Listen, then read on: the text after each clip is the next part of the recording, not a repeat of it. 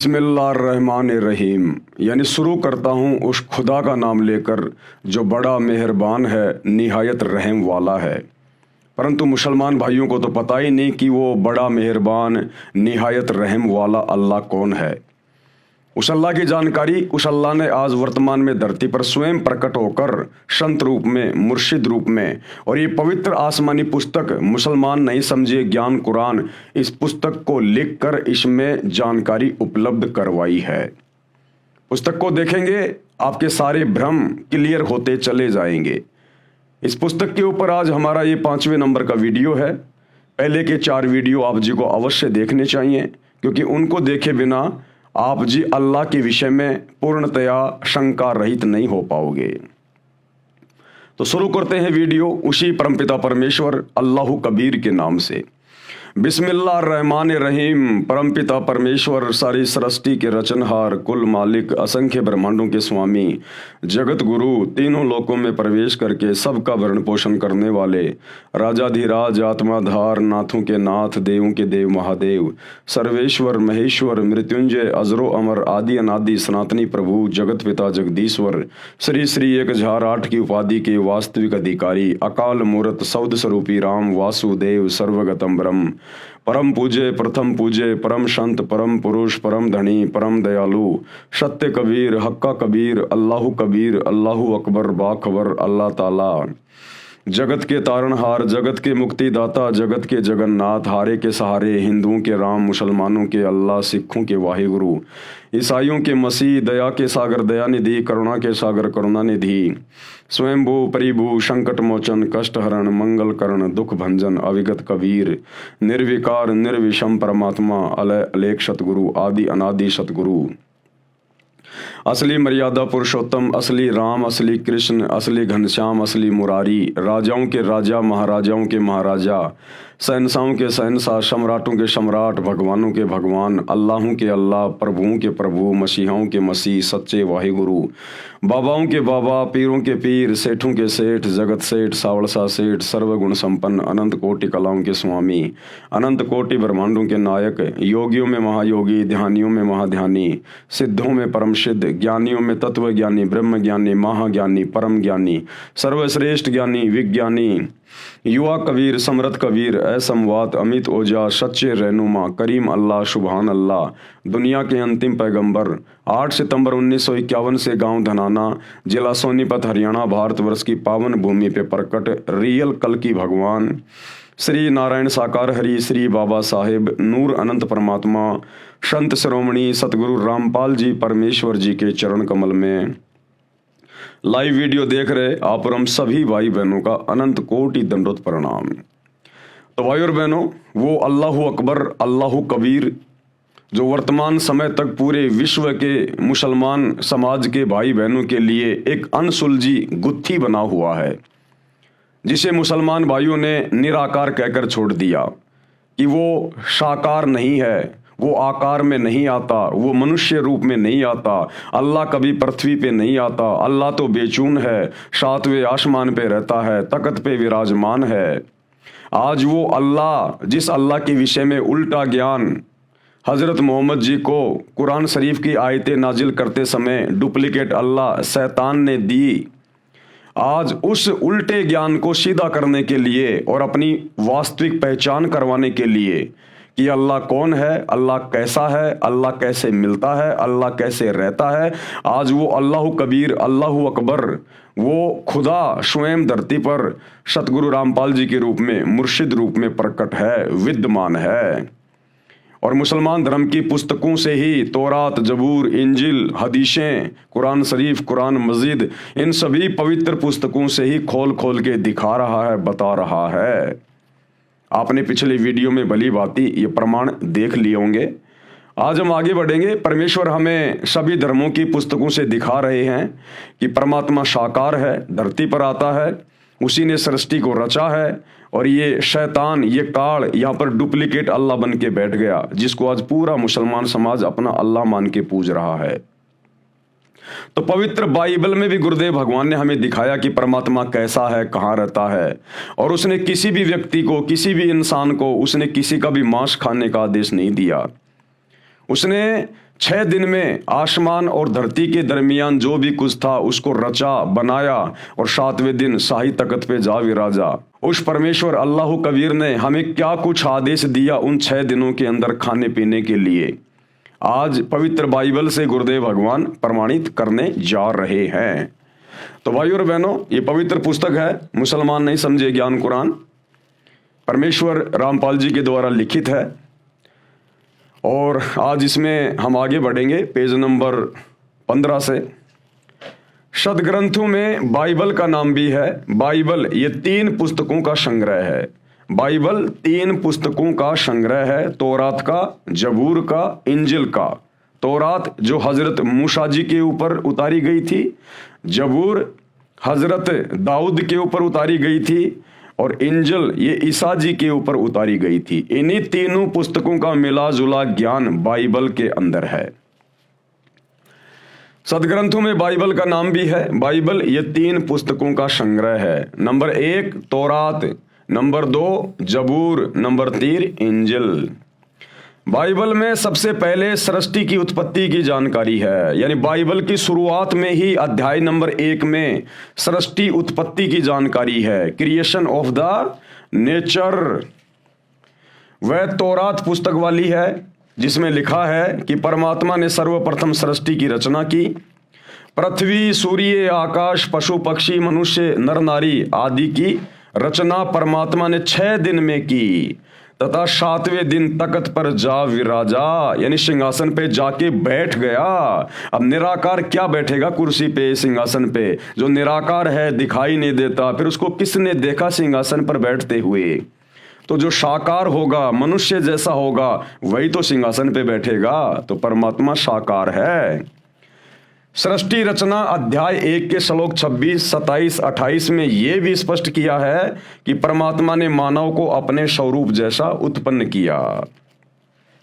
इससे सिद्ध हुआ कि परमात्मा भी मनुष्य जैसा नराकार यानी नर आकार।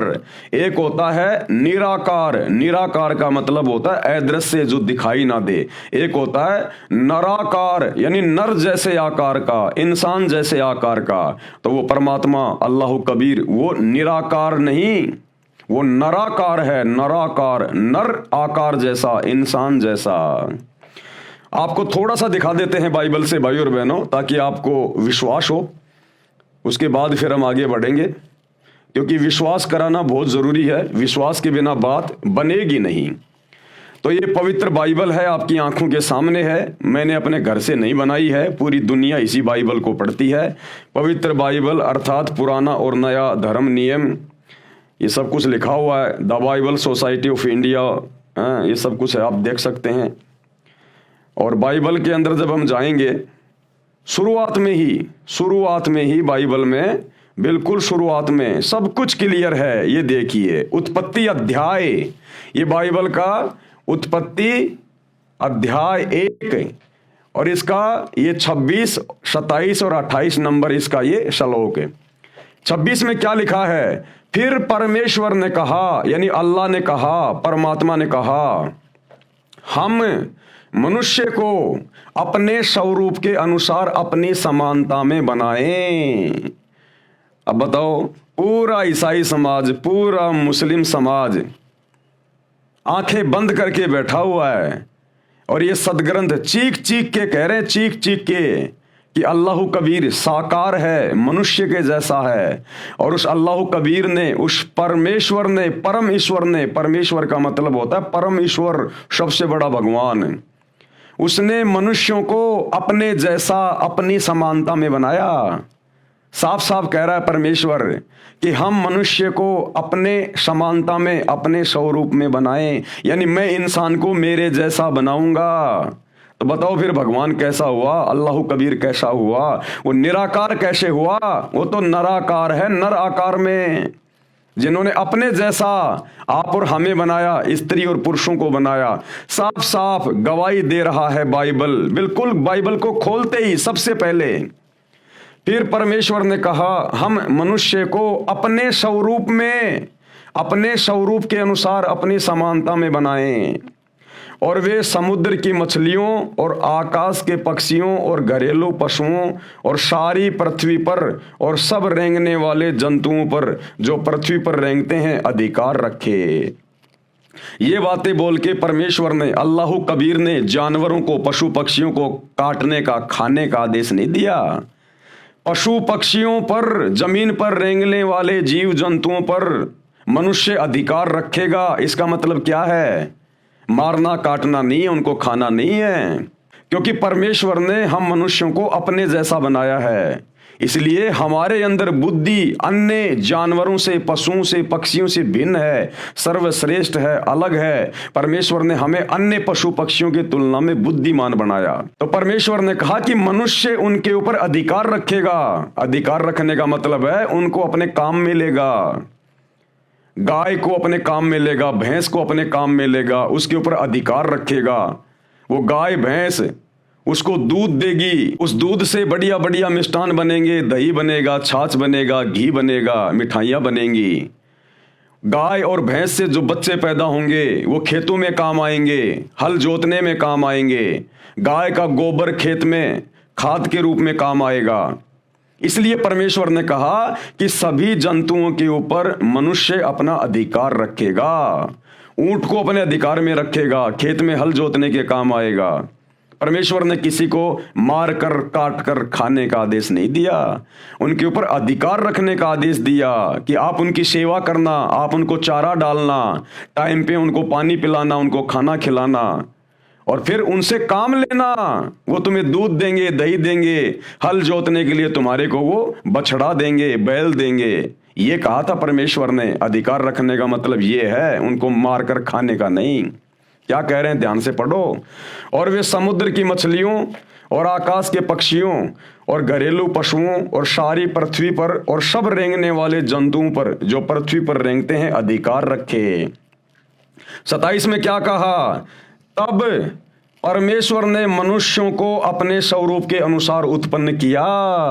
यानी अल्लाह कबीर ने, परमेश्वर ने इंसानों को, नर और नारी को अपने जैसा, अपने स्वरूप में उत्पन्न किया, उनको बनाया।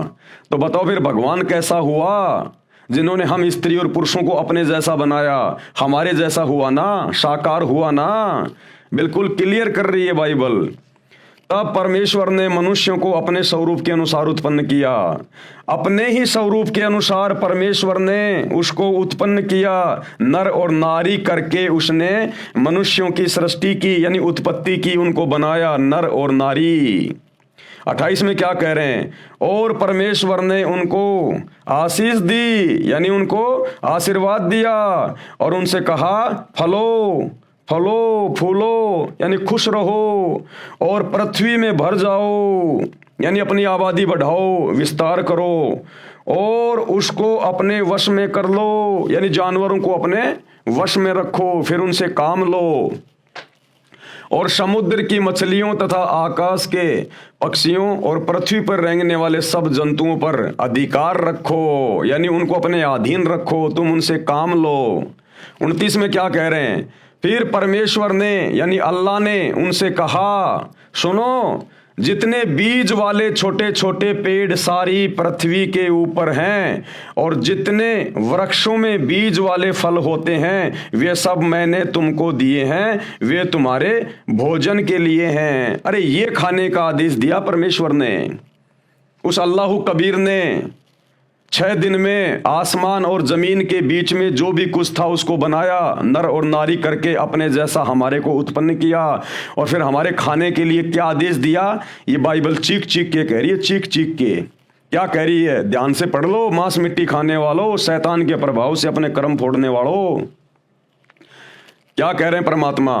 29 नंबर वचन में, फिर परमेश्वर ने उनसे कहा, सुनो, जितने बीज वाले छोटे छोटे पेड़ सारी पृथ्वी के ऊपर हैं, बीज वाले छोटे छोटे पेड़, गेहूं, जौ, जवार, मक्का, बाजरा, ये छोटे छोटे बीज वाले पेड़, ये हमारे को खाने के लिए दिए, परमात्मा ने अनाज दिया हमारे को खाने के लिए। और जितने वृक्षों में बीज वाले फल होते हैं, पेड़ों पे जितने फल लगते हैं, आम, अंगूर, सेब, संतरा, ये हमारे खाने के लिए दिए। काजू, किशमिश, मेवा, ये हमारे खाने के लिए दिए परमात्मा ने। या जानवर काट के खाने की बात नहीं लिखी गई, ये सारी बातें लिखी गई। इसमें परमेश्वर ने हमें खाने का क्या आदेश दिया। और जितने वृक्षों में बीज वाले फल होते हैं, वे सब मैंने तुमको दिए हैं, वे तुम्हारे भोजन के लिए हैं। ये अनाज दिया भोजन के लिए, साग सब्जियां दी भोजन के लिए, फल फ्रूट दिए भोजन के लिए, कि ये सब तुम्हारे भोजन के लिए हैं। तो ये मांस खाने वाले, जीव हत्या करने वाले, ये गंदगी खाने वाले उस परमेश्वर के आदेश की अवहेलना कर रहे हैं। सोचो, जब आदम और हवा ने परमेश्वर के वचन की अवहेलना की और अदन की वाटिका में उस बीच वाले पेड़ के फल खाए शैतान के प्रभाव से, तो सोचो परमेश्वर ने उनको फिर क्या कहा कि अब तुमने मेरे आदेश की अवहेलना की है, अब तुम नीचे जाओ पृथ्वी पर, मर्तलोक पर, खाओ, कमाओ, दुख उठाओ। और आज क्या कर रहे हो आप? परमेश्वर ने खाने के लिए हमें आदेश क्या दिया, और उसी शैतान के प्रभाव में आके फिर से आप लोग यही खा रहे हो, मांस मिट्टी, परमेश्वर की आत्माओं को काट काट के खा रहे हो। अरे उस आदम ने तो अदन की वाटिका में फल तोड़ के खाया था उस पेड़ का, उसके प्रतिफल में परमात्मा कितना नाराज हुआ, अल्लाह कबीर, परमेश्वर। और यहां उसी शैतान के प्रभाव से, जिसे मुसलमान अपना डुप्लीकेट अल्लाह कहते हैं, ईसाई अपना मसीहा कहते हैं, ये शैतान है, काल। ये परमेश्वर के आदेश की अवहेलना करवाता है, हमें दोषी बनवाता है। तो आदम जी ने तो केवल वो फल खाया था, उसमें भी परमेश्वर के आदेश की अवहेलना हो गई, क्योंकि परमात्मा ने मना किया था तो इस वाटिका में जितने भी पेड़ हैं सबके फल खा सकता है, लेकिन वो जो पेड़ है उसके फल नहीं खाएगा। और आदम ने जब वो फल खा लिया, किसी बकरे को नहीं खाया, मुर्गे को नहीं खाया, फल खाया था, उसके प्रतिफल में भी परमात्मा नाराज हुआ, अल्लाह कबीर, और इस मृत लोक में भेज दिया आजीवन दुख उठाने के लिए। और तुम आज यहां उसी शैतान के प्रभाव में आके उस परमेश्वर की रूह को खा रहे हो, आत्माओं को खा रहे हो, मांस को खा रहा है। कितने बड़े दोषी बन रहे हो। इसीलिए तो मुसलमान धर्म में कोई संत पैदा नहीं होता। अरे इसीलिए मुसलमान धर्म में कोई साधु संत महात्मा पैदा नहीं होता, क्योंकि नेक आत्माओं के घरों में नेक आत्माएं उत्पन्न होती हैं। लेकिन मुसलमान धर्म में, ईसाई धर्म में कोई नेक आत्मा रही नहीं। सबने मांस खा खा के साग सब्जी की तरह अपने कर्म बिगाड़ लिए। तो साधु संत भी पैदा होना भूल गए मुसलमान धर्म में, ईसाई धर्म में।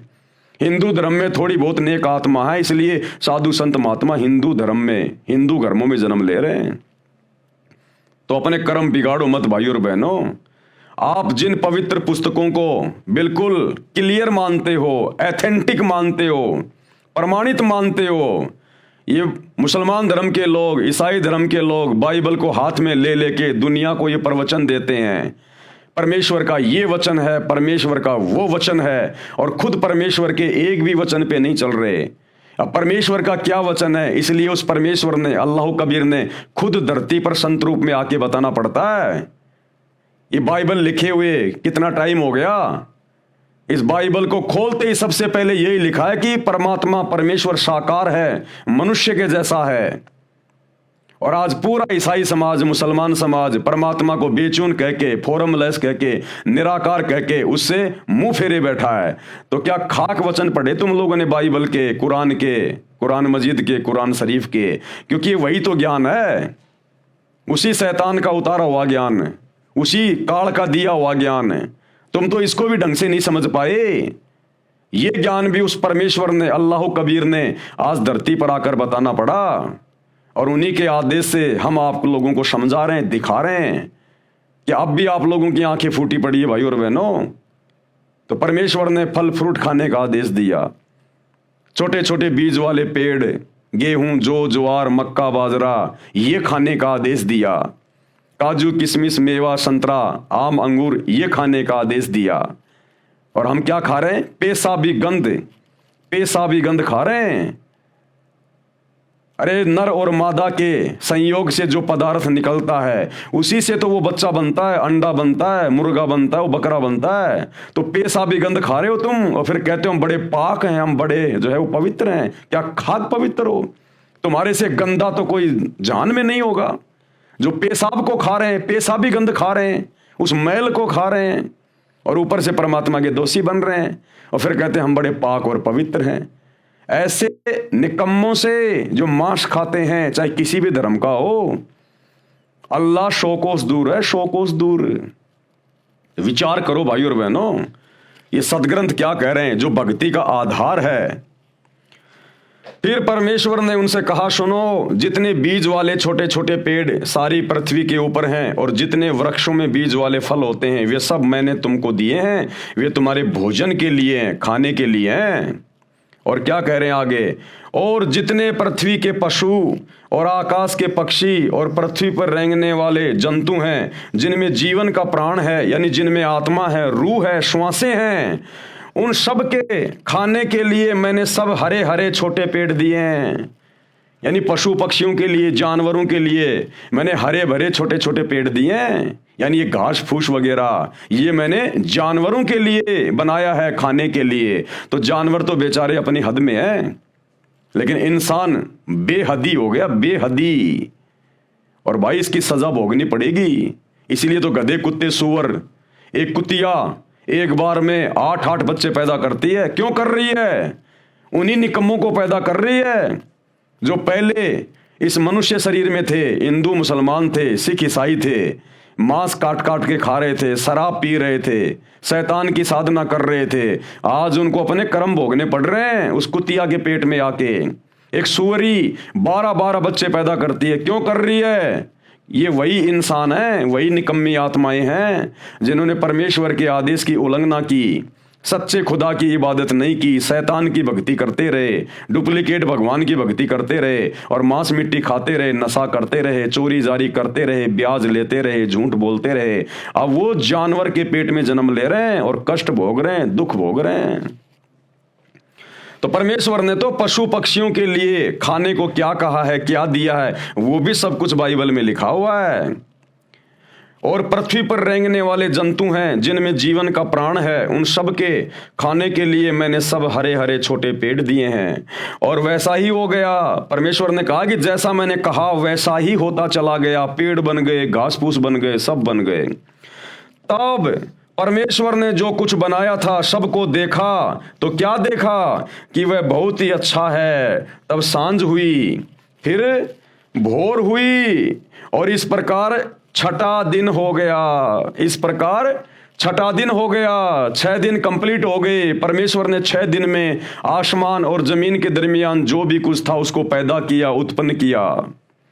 और 7वें दिन वो अल्लाह कबीर, वो परमेश्वर, वो शतलोक के सिंहासन पे जाके बैठ गया। अब परमेश्वर ने 6 दिन में किस किस को क्या आदेश दिया, सब कुछ बाइबल में लिखा हुआ है। किसी को मांस खाने का आदेश नहीं दिया, किसी जानवर को भी मांस खाने का आदेश नहीं दिया परमेश्वर ने। सतयुग में शेर भी मांस नहीं खाता था। गुरुदेव कहते हैं कुछ ऐसे पेड़ हुआ करते थे, उसकी छाल के वो पंजा मार के और वो तरल पदार्थ पिया करता था, घास फूस खाया करता था, पेड़ के पत्ते खाया करता था। शेर भी, सतयुग में जानवर भी मांस नहीं खाते थे। आगे चलकर शैतान के प्रभाव से फिर ये पूरा सिस्टम बिगड़ गया। तो इंसान को मांस खाने का आदेश कैसे देगा? वो कादर अल्लाह, निहायत मेहरबान रहम दिल अल्लाह। एक आत्मा को दूसरी आत्मा के माध्यम से क्यों कटवाएगा? क्या वो निर्दयी है? क्या अन्यायी है? क्या वो नहीं देगा? तो 6 दिन में परमात्मा ने जमीन और आसमान के बीच में जो भी कुछ था उसको बनाया। इंसानों को क्या खाना है, जानवरों को क्या खाना है, परमेश्वर ने उनको बता भी दिया अपने वचन में, और उनके लिए वो चीजें उसने उत्पन्न भी कर दी। और 7वें दिन वो तख्त पे जा बैठा, वो सबसे बड़ा अल्लाह, सुप्रीम गॉड। अब भाइयों और बहनों, उसके बाद उस परमेश्वर के आदेश देकर शतलोक में सिंहासन पर जाकर बैठने के बाद इस शैतान ने फिर अपने फरिश्ते भेजकर, शैतान ने मुल्ला मौलवियों में कुप्रेरणा करके, भूत की तरह प्रवेश करके, अपने फरिश्तों के माध्यम से फिर इसने जो आदेश दिए हैं, और आगे उन धर्म के लोगों ने फिर मांस खाना जो शुरू किया है, इसमें परमेश्वर का कोई हाथ नहीं है। ये वर्तमान में इन हदीसों के अंदर जो आदेश लिखे हुए हैं, या बाइबल में कहीं कोई आदेश लिखा हुआ है मांस खाने का, ये अल्लाह कबीर का नहीं है, परमेश्वर का नहीं है। उसने तो 6 दिन में सब कुछ बना के, किसको क्या खाना है, क्या पीना है, पूरा आदेश देके 7वें दिन तख्त पे जा बैठा। उसके बाद फिर इस शैतान ने जो झूठे आदेश हदीसों में या अन्य किसी के माध्यम से, फरिश्तों के माध्यम से जो दिलवाए हैं, ये परमेश्वर का आदेश नहीं है। अब यदि कोई मांस खाएगा, नशा करेगा, उल्टे कर्म करेगा, तो सीधा सीधा वो सुप्रीम कोर्ट का दोषी होगा, अल्लाह कबीर का, परमेश्वर का दोषी बनेगा। तो ये अल्लाह अकबर का आदेश नहीं है मांस खाने का। उसने तो 6 दिन में जो आदेश देना था दे दिया, 7वें दिन जाके तख्त पे बैठ गया। उसके बाद यदि जबूर में, तौरात में, इंजिल में, कुरान में यदि कहीं भी मांस खाने का आदेश लिखा हुआ है, तो उस अल्लाह कबीर का नहीं, ये शैतान का आदेश है, शैतान का आदेश है।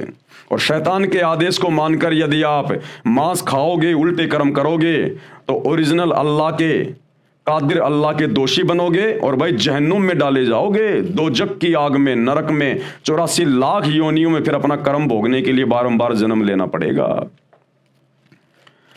यूं आकाश और पृथ्वी और उनकी सारी सेना का बनाना समाप्त हो गया, और परमेश्वर ने अपना काम जिसे वह करता था 7वें दिन समाप्त किया, और उसने अपने किए हुए सारे काम से 7वें दिन विश्राम किया। और परमेश्वर ने 7वें दिन को आशीष दी और पवित्र ठहराया, क्योंकि उसमें उसने सृष्टि की रचना के अपने सारे काम से विश्राम किया। अब ये संडे क्यों मनाया जाता है, ये रविवार का दिन छुट्टी का दिन क्यों है भाई और बहनों? हर चीज के पीछे एक लॉजिक है, वैसे कुछ नहीं हो रहा। 7वें दिन छुट्टी का दिन क्यों है, संडे, रविवार? क्योंकि परमेश्वर ने 7वें दिन फिर विश्राम किया। उस परमात्मा ने 6 दिन में सृष्टि रच के 7वें दिन तख्त पे विश्राम किया, आराम किया। इस कारण से, उस परमेश्वर की प्रेरणा से, अन्यथा ये शैतान तो हमारे को 7 दिन ये गधा बना के रखना चाहता है, बैल और गधे की तरह हमारे से मेहनत करवाता है। लेकिन ये एक दिन जो ये छुट्टी का है, रविवार, ये भी उस अल्लाह कबीर परमेश्वर सतगुरु रामपाल जी भगवान की दया से यहां पर शुरू हुआ है, 7वां दिन छुट्टी का। क्योंकि परमेश्वर ने 6 दिन में सृष्टि रची और 7वें दिन खुद तख्त पे जाके विश्राम किया, और हमारे लिए भी परमात्मा ने एक ये दिन विश्राम का दिन रख दिया। ये रविवार इसलिए मनाया जाता है। आगे क्या लिखा है परमेश्वर ने? मनुष्य की उत्पत्ति, आकाश और पृथ्वी की उत्पत्ति का वृतांत, आकाश और पृथ्वी की उत्पत्ति का वृतांत, ये वही चल रहा है।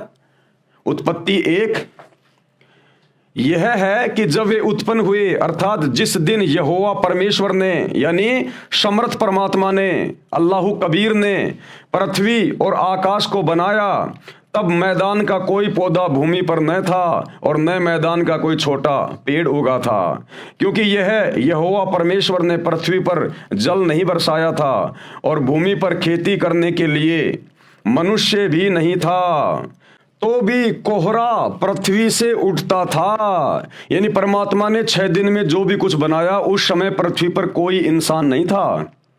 परमात्मा ने बाबा आदम की उत्पत्ति की थी और उसकी हवा की उत्पत्ति की थी। उस समय ये दोनों स्वर्ग में थे, वहां पे ये दोनों अदन की वाटिका में रह रहे थे, और पीछे परमात्मा ने पूरी नीचे इस पृथ्वी की पूरी रचना की, सब कुछ यहां पर परमात्मा ने बनाया।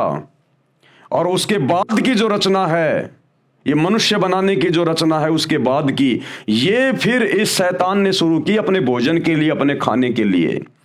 तो जिस समय इस पृथ्वी पर ना कोई जीव था, ना कोई इंसान था, परमात्मा ने बाबा आदम को, उसकी पत्नी हवा को बनाकर अपने जैसा और जन्नत में बैठा दिया था, स्वर्ग में बैठा दिया था, अदन की वाटिका में, और नीचे पूरी सृष्टि की रचना की, और सब कुछ आदेश देकर परमात्मा 7वें दिन सतलोक के सिंहासन पे जाके बैठ गए।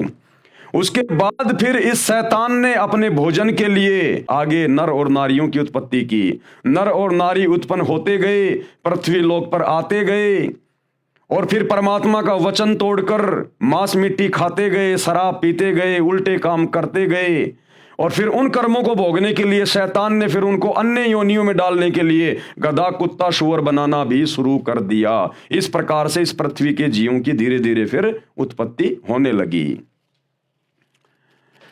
और भूमि पर खेती करने के लिए मनुष्य भी नहीं था, तो भी कोहरा पृथ्वी से उठता था, जिससे सारी भूमि सिज जाती थी। तब यहोवा परमेश्वर ने आदम को भूमि की मिट्टी से रचा और उसके नथनों में जीवन का श्वास फूंक दिया, और आदम जीवित प्राणी बन गया। इस प्रकार से परमेश्वर ने फिर आगे की सृष्टि उत्पन्न की, और सब कुछ अपना वचन देकर, अपने आदेश देकर इस शैतान को, इस काल को, हिंदू जिसे अपने वेद कह देते हैं, मुसलमान भाई उसको अपनी बाइबल कह देते हैं, इंजिल कह देते हैं, हिंदू जिसे अपने वेद कह देते हैं, यानी वेदों में परमात्मा का संविधान है, मैन्युअल है सृष्टि का, किसने कैसे रहना है, क्या खाना है, क्या पीना है।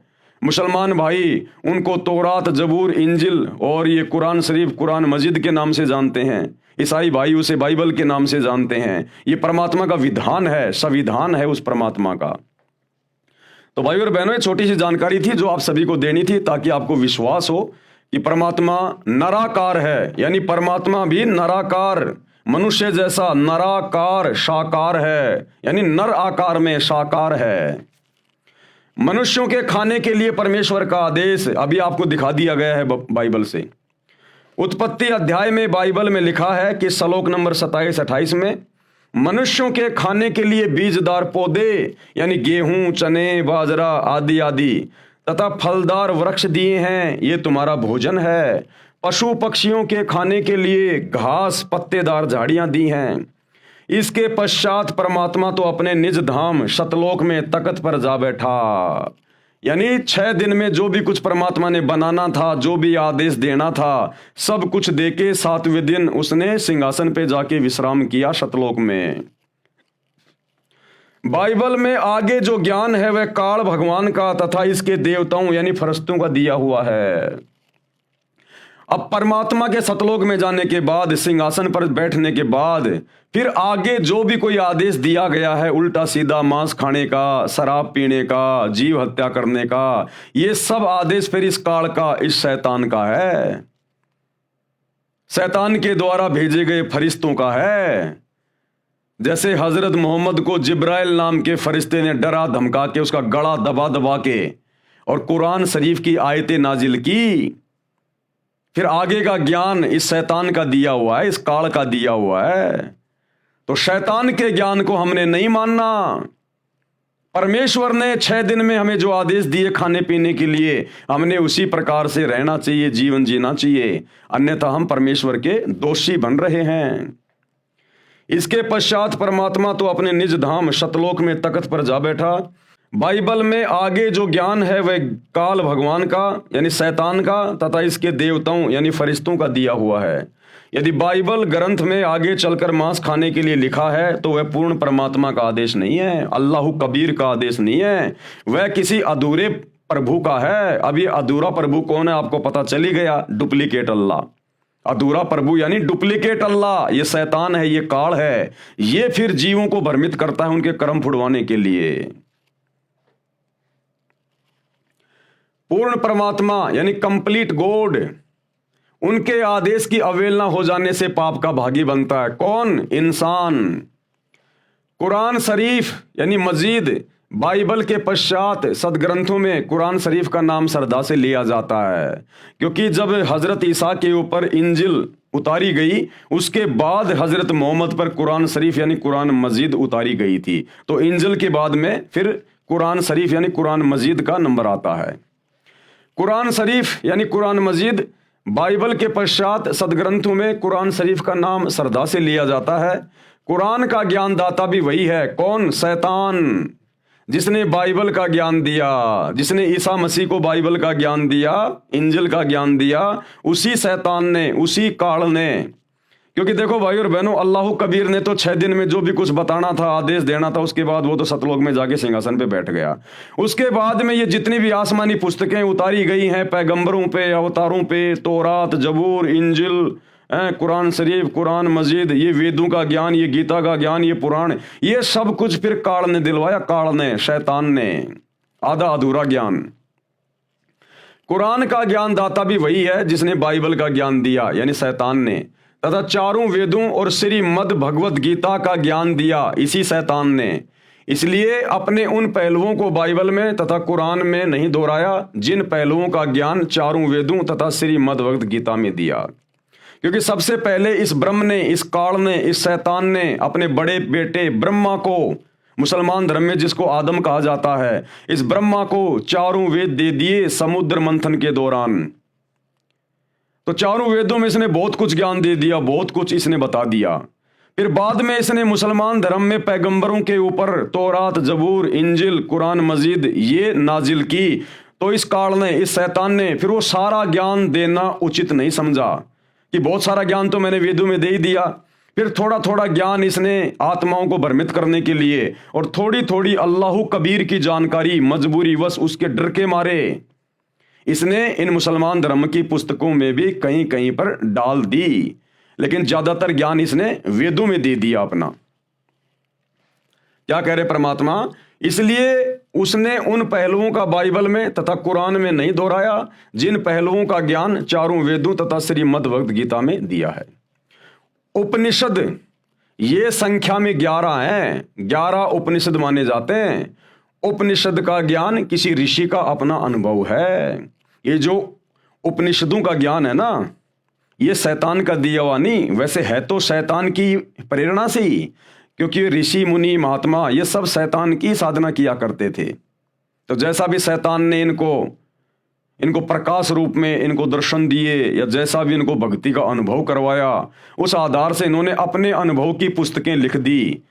परमात्मा कैसा है, क्योंकि वो शैतान दिखाई देता नहीं, उसने सौगंध खा रखी है। ये लगा लगा के समाधि हजारों साल तक बैठे रहते थे। अंत में सहस्रार कमल में, जहां पर ये काल ज्योति निरंजन रहता है, शैतान रहता है, वहां पर इनकी समाधि चली जाती है। वहां इनको ज्योतियां ज्योतियां दिखाई देती है, प्रकाश ही प्रकाश दिखाई देता है। अंत में ये मान लेते हैं कि अल्लाह तो निराकार है, वो तो प्रकाश रूप है, और फिर अपना अनुभव पुस्तकों में लिख देते हैं।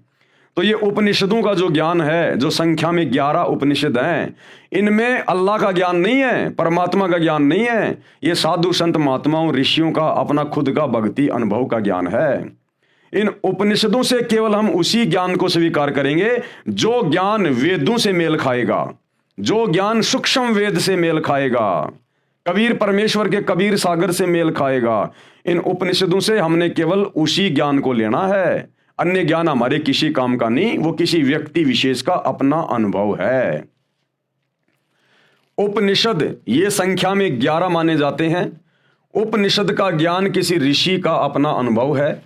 यदि वह अनुभव वेदों व गीता से नहीं मिलता तो वह व्यर्थ है, बेकार है, उसको ग्रहण नहीं करना चाहिए। इसलिए उपनिषदों को छोड़कर वेदों व गीता के ज्ञान को ग्रहण करना चाहिए, क्योंकि उपनिषदों का अधिकतर ज्ञान वेदों व गीता के ज्ञान के विपरीत है।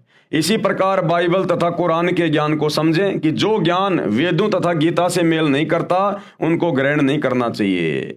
यानी मुसलमान धर्म की चारों पुस्तकें, यदि उनका ज्ञान चारों वेदों और गीता से मेल नहीं खाता है तो वो ज्ञान किसी काम का नहीं है, वो शैतान का जबरदस्ती फालतू का ठोका हुआ ज्ञान है। वेदों व गीता में जो ज्ञान सूक्ष्म वेद से नहीं मिलता, अब क्या समझाना चाह रहे हैं परमात्मा? भाई और बहनों, थोड़ा सा दिमाग पे जोर डालना। परमात्मा कहना चाह रहे हैं कि जो ज्ञान वेदों से मेल नहीं खाता, जो ज्ञान वेदों से मेल नहीं खाता, वो ज्ञान हमने बिल्कुल भी स्वीकार नहीं करना है। वो चाहे मुसलमान धर्म की चारों पुस्तकों का ज्ञान हो, चाहे 11 उपनिषदों का ज्ञान हो, चाहे 18 पुराणों का ज्ञान हो। जो ज्ञान वेदों से मेल नहीं खाता वो ज्ञान हमने स्वीकार नहीं करना। और जो ज्ञान वेदों का जो ज्ञान सूक्ष्म वेद से मेल नहीं खाता, सूक्ष्म वेद यानी कबीर परमात्मा का ज्ञान, कबीर अल्लाह कबीर की वाणियां, कबीर सागर, आदरणीय गरीबदास जी का सदग्रंथ साहिब, जो ज्ञान कबीर सागर से मेल नहीं खाता, कौन सा? वेदों वाला जो ज्ञान और गीता वाला जो ज्ञान सूक्ष्म वेद से मेल नहीं खाता, कबीर सागर से, कबीर परमात्मा की वाणियों से, उनके ज्ञान से मेल नहीं खाता, वो ज्ञान भी हमने नहीं मानना है। क्योंकि सर्वोपरि ज्ञान है सूक्ष्म वेद में। सूक्ष्म वेद यानी वो कबीर परमात्मा धरती पे प्रकट होकर जो ज्ञान देता है फिर उसको लिखवा देता है। जैसे 650 साल पहले आए कबीर दास नाम से, उन्होंने सूक्ष्म वेद लिखवा दिया आदरणीय धर्मदास जी के माध्यम से, कबीर सागर। और 300 साल पहले गांव छुड़ानी जिला झज्जर हरियाणा में आए आदरणीय गरीबदास जी के नाम से, और एक पंडित गोपाल दास जी से उन्होंने सदग्रंथ साहिब की रचना करवा दी जिसमें 24,000 वाणियां हैं। तो ये है सूक्ष्म वेद। काल प्रेरणा से, शैतान प्रेरणा से नकली कबीर पंथियों ने कबीर सागर में भी आगे चल के मिलावट कर दी। इसलिए अल्लाह कबीर ने गरीबदास जी को भेजा, स्वयं आए वो गरीबदास जी के रूप में, लीला की, और दोबारा से उन्होंने सूक्ष्म वेद की रचना की। आज सूक्ष्म वेद से सतगुरु रामपाल जी भगवान हमें पूरा ज्ञान समझा रहे हैं। तो गरीबदास जी की वाणियों में जो ज्ञान है उसमें रत्ती भर भी मिलावट नहीं है, छटांग भर भी प्योर घी है, प्योर घी। तो जो कुछ गरीबदास जी के सदग्रंथ साहिब में लिखा हुआ है, जो हमें सतगुरु रामपाल जी भगवान बता रहे हैं, और सतगुरु रामपाल जी को गरीबदास जी के ग्रंथ की भी कोई आवश्यकता नहीं है, ये तो स्वयं अल्लाह कबीर है। लेकिन अगर ये अपने मुंह से बोलने लग जाए वैसे ही, तो हम नालायक विश्वास नहीं कर पाएंगे कि गुरुजी बोल कैसे रहे हैं, गुरुजी का बोलने का आधार क्या है। इसलिए हमारी छोटी बुद्धि को देखते हुए ये अल्लाह कबीर सतगुरु रामपाल जी, इन्होंने गरीबदास जी के रूप में आके पहले वो ग्रंथ लिखना पड़ा, और आज उस ग्रंथ को आधार बनाकर आप और हमें समझा रहे हैं, तो हम यकीन कर रहे हैं। तो जो ज्ञान सूक्ष्म वेद में है और बाकी किसी भी ग्रंथ में जो ज्ञान है, यदि वो सूक्ष्म वेद वाले ज्ञान से मेल नहीं खाता है, वो चाहे चारों वेदों का ज्ञान हो, चाहे मुसलमान धर्म की चारों पुस्तकों का ज्ञान हो, चाहे बाइबल का हो, 18 पुराणों का हो, 11 उपनिषदों का हो, यानी गरीबदास जी के सदग्रंथ को छोड़ के, सूक्ष्म वेद को छोड़ के इस धरती पर जितने भी धर्म ग्रंथ हैं, यदि उनका ज्ञान गरीबदास जी के ग्रंथ से मेल नहीं खाता है तो वो बेकार है, वो शैतान का दिया हुआ है, शैतान के फरिश्तों का दिया हुआ है, किसी ऋषि महात्मा साधु संत का अपना खुद का अनुभव है जो हमारे किसी काम का नहीं है। ये कहना चाह रहे हैं परमात्मा। वेदों व गीता में जो ज्ञान सूक्ष्म वेद से नहीं मिलता वह ग्रहण नहीं करना चाहिए। पुराण, ये पुराण क्या हैं? ये संख्या में 18 माने गए हैं। वैसे यह पुराणों का ज्ञान एक ही बोध माना जाता है। यह ज्ञान सर्वप्रथम ब्रह्मा जी ने अपने पुत्रों दक्ष आदि ऋषियों को दिया था। राजा दक्ष जी, मनु जी तथा पाराशर आदि ऋषियों ने इसका आगे प्रचार करते समय अपना अनुभव भी मिला दिया। जिस प्रकार कबीर सागर के अंदर इन नकली कबीर पंथियों ने धीरे धीरे अपना ज्ञान मिलाना शुरू कर दिया और उसमें अज्ञान ठोक दिया, इसी प्रकार इस ब्रह्म ने, काल ने, शैतान ने समुद्र मंथन के दौरान जो ज्ञान अपने बड़े बेटे ब्रह्मा जी को दिया था, वो ज्ञान ब्रह्मा जी ने अपने वंशजों को दिया, और ब्रह्मा जी के वंशजों ने, पाराशर ऋषि ने और दक्ष ने, मनु ने, फिर इन्होंने चतुराई करके अपना खुद का अनुभव भी उस ज्ञान में ठोकना शुरू कर दिया। धीरे धीरे उस ज्ञान को फिर अज्ञान बनाना शुरू कर दिया। यह ज्ञान सर्वप्रथम ब्रह्मा जी ने अपने पुत्रों दक्ष आदि ऋषियों को दिया था। राजा दक्ष, मनु जी तथा पाराशर आदि ऋषियों ने इसका आगे प्रचार करते समय अपना अनुभव भी मिला दिया। इस प्रकार 18 भागों में पुराणों का ज्ञान माना गया है। 18 पुराणों के ज्ञान का जो अंश, यानी 18 पुराणों में जो ज्ञान है, वो ज्ञान यदि वेदों तथा गीता से मेल नहीं खाता तो वह त्याग देना चाहिए। इसी प्रकार अन्य कोई भी पुस्तक वेदों व गीता के ज्ञान के विपरीत ज्ञान युक्त है, उसे भी त्याग देना चाहिए। गीता अध्याय 18 श्लोक 62 में गीता ज्ञान दाता, यानी ये ब्रह्म, ये शैतान, ये काल अर्जुन को कह रहा है कि तू सर्वभाव से उस परमेश्वर की, जो गीता ज्ञान दाता से अलग है, यानी शैतान से अलग है, अपने से अन्य परमेश्वर की बात कर रहा है ये शैतान, ये काल, उसकी शरण में जा। उस परमेश्वर की कृपा से ही तू परम शांति तथा सनातन परम धाम यानी सतलोक को प्राप्त हो जाएगा। गीता अध्याय 4 श्लोक 32 में कहा है कि जो ज्ञान सूक्ष्म वेद स्वयं परमात्मा अपने मुख कमल से बोलकर बताता है वह सच्चिदानंद घन ब्रह्म की वाणी कही जाती है, यानी वो कबीर वाणी कही जाती है, कलाम कबीर। उसी को तत्व ज्ञान भी कहते हैं जिसमें परमात्मा ने पूर्ण मोक्ष मार्ग का ज्ञान दिया है। गीता अध्याय 4 श्लोक 34 में कहा है कि उस तत्व ज्ञान को जो कलाम एक कबीर में लिखा हुआ है, कबीर की वाणियों में जो ज्ञान है, सूक्ष्म वेद में जो ज्ञान है, ये शैतान, ये ब्रह्म, ये काल गीता का ज्ञान देते समय श्री कृष्ण जी में भूत की तरह प्रवेश करके अर्जुन को कह रहा है कि उस तत्व ज्ञान को, जो ज्ञान वो कबीर परमात्मा सच्चिदानंद घन ब्रह्म पूर्ण परमेश्वर इस पृथ्वी पर संत रूप में आके देता है, वाणियां बोलता है, सदग्रंथ लिखवाता है, उस ज्ञान को तू किसी तत्वदर्शी संत की शरण में जाकर समझ। जिस प्रकार हजरत मोहम्मद जी को यही शैतान, यही काल सूरत फुरकान 25 आयत नंबर 58 से 59 में कह रहा है कि वो अल्लाह जिसने 6 दिन में आसमान और जमीन के बीच में जो भी कुछ था उसको बनाया और 7वें दिन तख्त पे जावे राजा, उसकी जानकारी किसी बाखबर से जा पूछो कि हजरत मोहम्मद मुझे उसकी जानकारी नहीं है पूरी, उसकी इबादत की पूरी जानकारी मेरे पास नहीं है। वो जानकारी तुझे कोई बाखबर बताएगा, यानी उस ज्ञान को जानने वाला। और यही बात ये शैतान, ये काल, ये सबको ऐसे ही भ्रमित रखता है, हिंदुओं को, मुसलमानों को। यही ज्ञान ये शैतान, ये काल गीता का ज्ञान देते समय अर्जुन को कह रहा है अध्याय 4 श्लोक 34 में कि उस तत्व ज्ञान को जो वो परमात्मा स्वयं धरती पे आके बताता है, उस तत्व ज्ञान को तू तत्वदर्शी संतों के पास जाकर समझ। मुसलमान धर्म में तत्वदर्शी संत को कहते हैं बाखबर, इल्म वाला। तो इससे हमारी समझ में आ जाना चाहिए कि हिंदुओं के वेदों का और गीता का ज्ञान और मुसलमानों की चारों पुस्तकों का ज्ञान और बाइबल का ज्ञान इसी काल ने, इसी शैतान ने दिया है, जो आधा अधूरा है। तभी तो कह रहा है कि मेरे पास कंप्लीट जानकारी नहीं है। हिंदुओं को कह रहा है कि तत्वदर्शी संत के पास जाके समझो उस ज्ञान को, उस अल्लाह की जानकारी को, कि भाई तुम कैसे जन्म और मरण से छूटोगे, कैसे तुम गधे कुत्ते सूअर बनने से छूटोगे, कैसे तुम सतलोक में जाओगे, 7वें आसमान पर अपने अल्लाह के पास जाओगे। किसी तत्वदर्शी संत के पास जाकर पूछ।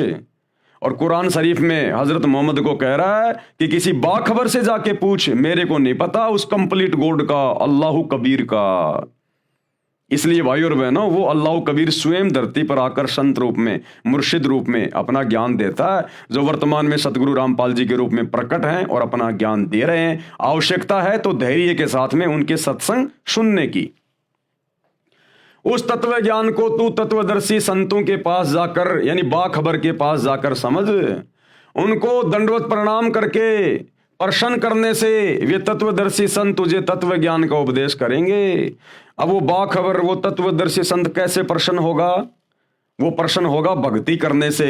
जब उनसे उपदेश ले लेंगे, नाम दीक्षा ले लेंगे और उनके वचन में रहकर, उनकी मर्यादा में रहकर भक्ति करेंगे। ये मांस मिट्टी खाना छोड़ देंगे, रूह को मार के काट के खाना छोड़ देंगे, नशा करना छोड़ देंगे, झूठ बोलना, चोरी करना, ब्याज लेना, किसी की आत्मा को दुखाना, ये सारे कुकर्म जो शैतान ने, काल ने लगा रखे हैं, इन सब से पीछे हटके जब हम उस सतगुरु की, मुर्शिद की भक्ति करेंगे, तब वो प्रश्न होगा और हमें फिर आगे का रास्ता बताएगा, मुक्ति का, मोक्ष का।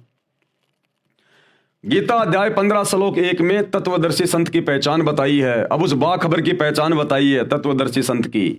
कहा है कि जो संत संसार रूपी वृक्ष के सर्व भागों को जानता है, वह वेद विद अर्थात वेदों के तात्पर्य को जानता है, वह तत्वदर्शी संत है। सूक्ष्म वेद अर्थात सच्चिदानंद घन ब्रह्म की वाणी में बताया है। कबीर अक्षर पुरुष एक पेड़ है, निरंजन वाकी डार, ये क्षर पुरुष, ये काल, ये शैतान उसकी डार है, और तीनों देवता शाखा हैं, ये ब्रह्मा विष्णु महेश, और पात रूप संसार। यानी जो महापुरुष, जो संत संसार रूपी पेड़ की पूरी व्याख्या कर दे, यानी ये काल कौन है, शैतान कौन है, अक्षर पुरुष कौन है, ये तीनों देवता कौन है, बाकी नर और नारी कौन है, क्यों इसको शैतान कहा जाता है, क्यों इसने अपना ये प्रपंच फैला रखा है, क्यों हम जन्म और मरण के चक्कर में हैं, क्यों ये चारों धर्म बन गए, किसने बना दिए? जो ये संपूर्ण ज्ञान दे दे और संसार की उत्पत्ति कैसे हुई, कायनात की रचना कैसे हुई, जो ये संपूर्ण जानकारी दे दे, समझ लेना वो तत्वदर्शी संत है, वो बाखबर है।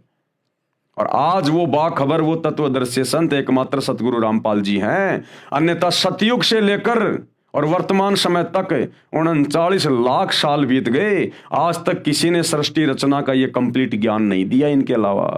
तो ये स्वयं बाखबर है, तत्वदर्शी संत है, स्वयं ये अल्लाह कबीर है। इसी सच्चिदानंद घन ब्रह्म की वाणी को तत्व ज्ञान भी कहते हैं, यानी सतगुरु रामपाल जी के सत्संगों को ही तत्व ज्ञान कहते हैं। सतगुरु रामपाल जी के द्वारा लिखी गई पुस्तकों में जो ज्ञान है उसी को तत्व ज्ञान कहते हैं, जो आप जी देख रहे हैं। गीता अध्याय 15 श्लोक 4 में कहा है कि तत्व ज्ञान की प्राप्ति के पश्चात ये शैतान ये काल कह रहा है अर्जुन को कि जब तेरे को उस तत्वदर्शी संत से तत्व ज्ञान प्राप्त हो जाए, पहली बात तो बड़ा मुश्किल है उस तत्वदर्शी संत की पहचान करना। वो तत्वदर्शी संत स्वयं पृथ्वी पर आकर अपनी पहचान करवाता है, कोई जीव की औकात नहीं जो उसको पहचान ले। ये अल्लाह कबीर है। तो आज आप और हमारा सौभाग्य है, परमात्मा ने अपने ज्ञान का, अपनी रहमत का पिटारा खोल रखा है, स्वयं अपनी पहचान करवा रहा है आगे बढ़ के। अन्यथा सतयुग से लेकर द्वापर तक साधु संत महात्मा ऋषि मुनि तड़प तड़प के मर गए, जंगलों में जा जाके साधना करके तप करके शरीर गड़ा दिया। शेख फरीद जैसों ने अपना शरीर मिट्टी बना दिया, बाजीद जैसों ने जंगल में गुफाओं में जा जाके साधना की। ऋषि मुनियों की आंखों की पलकें जमीन पे टिक जाया करती थी, इतने समय तक भगवान की खोज में, उसकी भक्ति में बैठे रहते थे, घर परिवार छोड़ के, अन्न पानी छोड़ के। लेकिन वो तरीका सही नहीं था, जिस कारण से उनको भी तत्वदर्शी संत नहीं मिला। और इतनी साधना करके, इतना तप करके, इतना बलिदान करके भी वो गधे कुत्ते सुअर बन के घूम रहे हैं। आज आप और हमारा सौभाग्य, क्योंकि ये कलयुग की बिचली पीढ़ी का समय है, ये भक्ति युग है। इसी समय परमात्मा धरती पे आता है, अल्लाह कबीर विशेष तौर पर आत्माओं का मोक्ष करने के लिए। तो आज आप और हमारा कितना बड़ा सौभाग्य है, गोल्डन चांस है। बिन बुलाए परमात्मा धरती पे आया हुआ है और आगे बढ़कर हमें अपनी जानकारी दे रहा है। ना जंगल में जाना, ना तप करना, ना भूखा मरना, ना परिवार छोड़ना, इतनी सहज और सरल भक्ति दे रहा है कि भैया ये मंत्रों का जाप करो, अपना धंधा करो, अपने बाल बच्चों के साथ में रहो, ये राम नाम के लड्डू खाओ और अपने बच्चों को भी खिलाओ। इतना सरल तरीका, ना मंदिर में जाना, ना मस्जिद में जाना, ना व्रत करना, ना रोजे करना, ना भूखा मरना, कुछ नहीं करना, इतना आसान तरीका। तो आज आप और हमारा सौभाग्य है, अन्यथा इसको कोई पहचान नहीं सकता, इसको कोई जान नहीं सकता।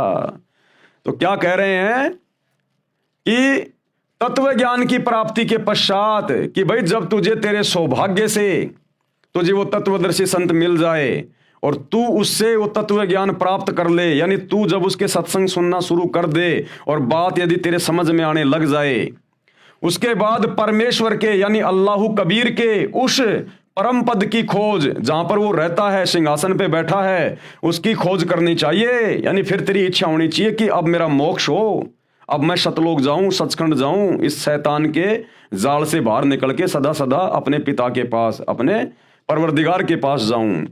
जहां जाने के पश्चात यानी सतलोक जाने के पश्चात साधक यानी भगत कभी लौटकर फिर से संसार में नहीं आता। इस काल के शैतान के लोक में, इस पृथ्वी पर, इस 21 ब्रह्मांड में फिर वो आत्मा दोबारा नहीं आएगी। और इससे भी सुंदर लोक उस परमेश्वर का, अल्लाह का, जहां पर सारे सुख भोगेगी वो, अर्थात उसका पूर्ण मोक्ष हो जाता है। उसी परमात्मा ने, उसी अल्लाह कबीर ने, अल्लाह अकबर ने, परमेश्वर ने, उसी परमात्मा ने संसार रूपी वृक्ष की रचना की है, यानी दुनिया रची है। 6 दिन में आसमान और जमीन के बीच में जो भी कुछ था उसी ने रचा। केवल उसी की भक्ति करो, केवल उसी की भक्ति करनी चाहिए। ये मुसलमान भाई मस्जिदों में जा जाके पत्थरों को सिजदा कर रहे हैं, तुम कहां उस अल्लाह कबीर की भक्ति कर रहे हो? अरे जो पीर पैगंबर मर गए, जो ओलिया मर गए, मुल्ला मौलवी मर गए, उनकी मज़ारों में, उनके समाधियों पे जाके तुम मत्था टेक रहे हो। परमात्मा अपनी वाणी में कहते हैं, हिंदू हदीरे पूज ही, हदीरे यानी ये साधु संतों की समाधि उनके मरने के बाद में, हिंदू हदीरे पूज ही और मुस्लिम पूजे घोर।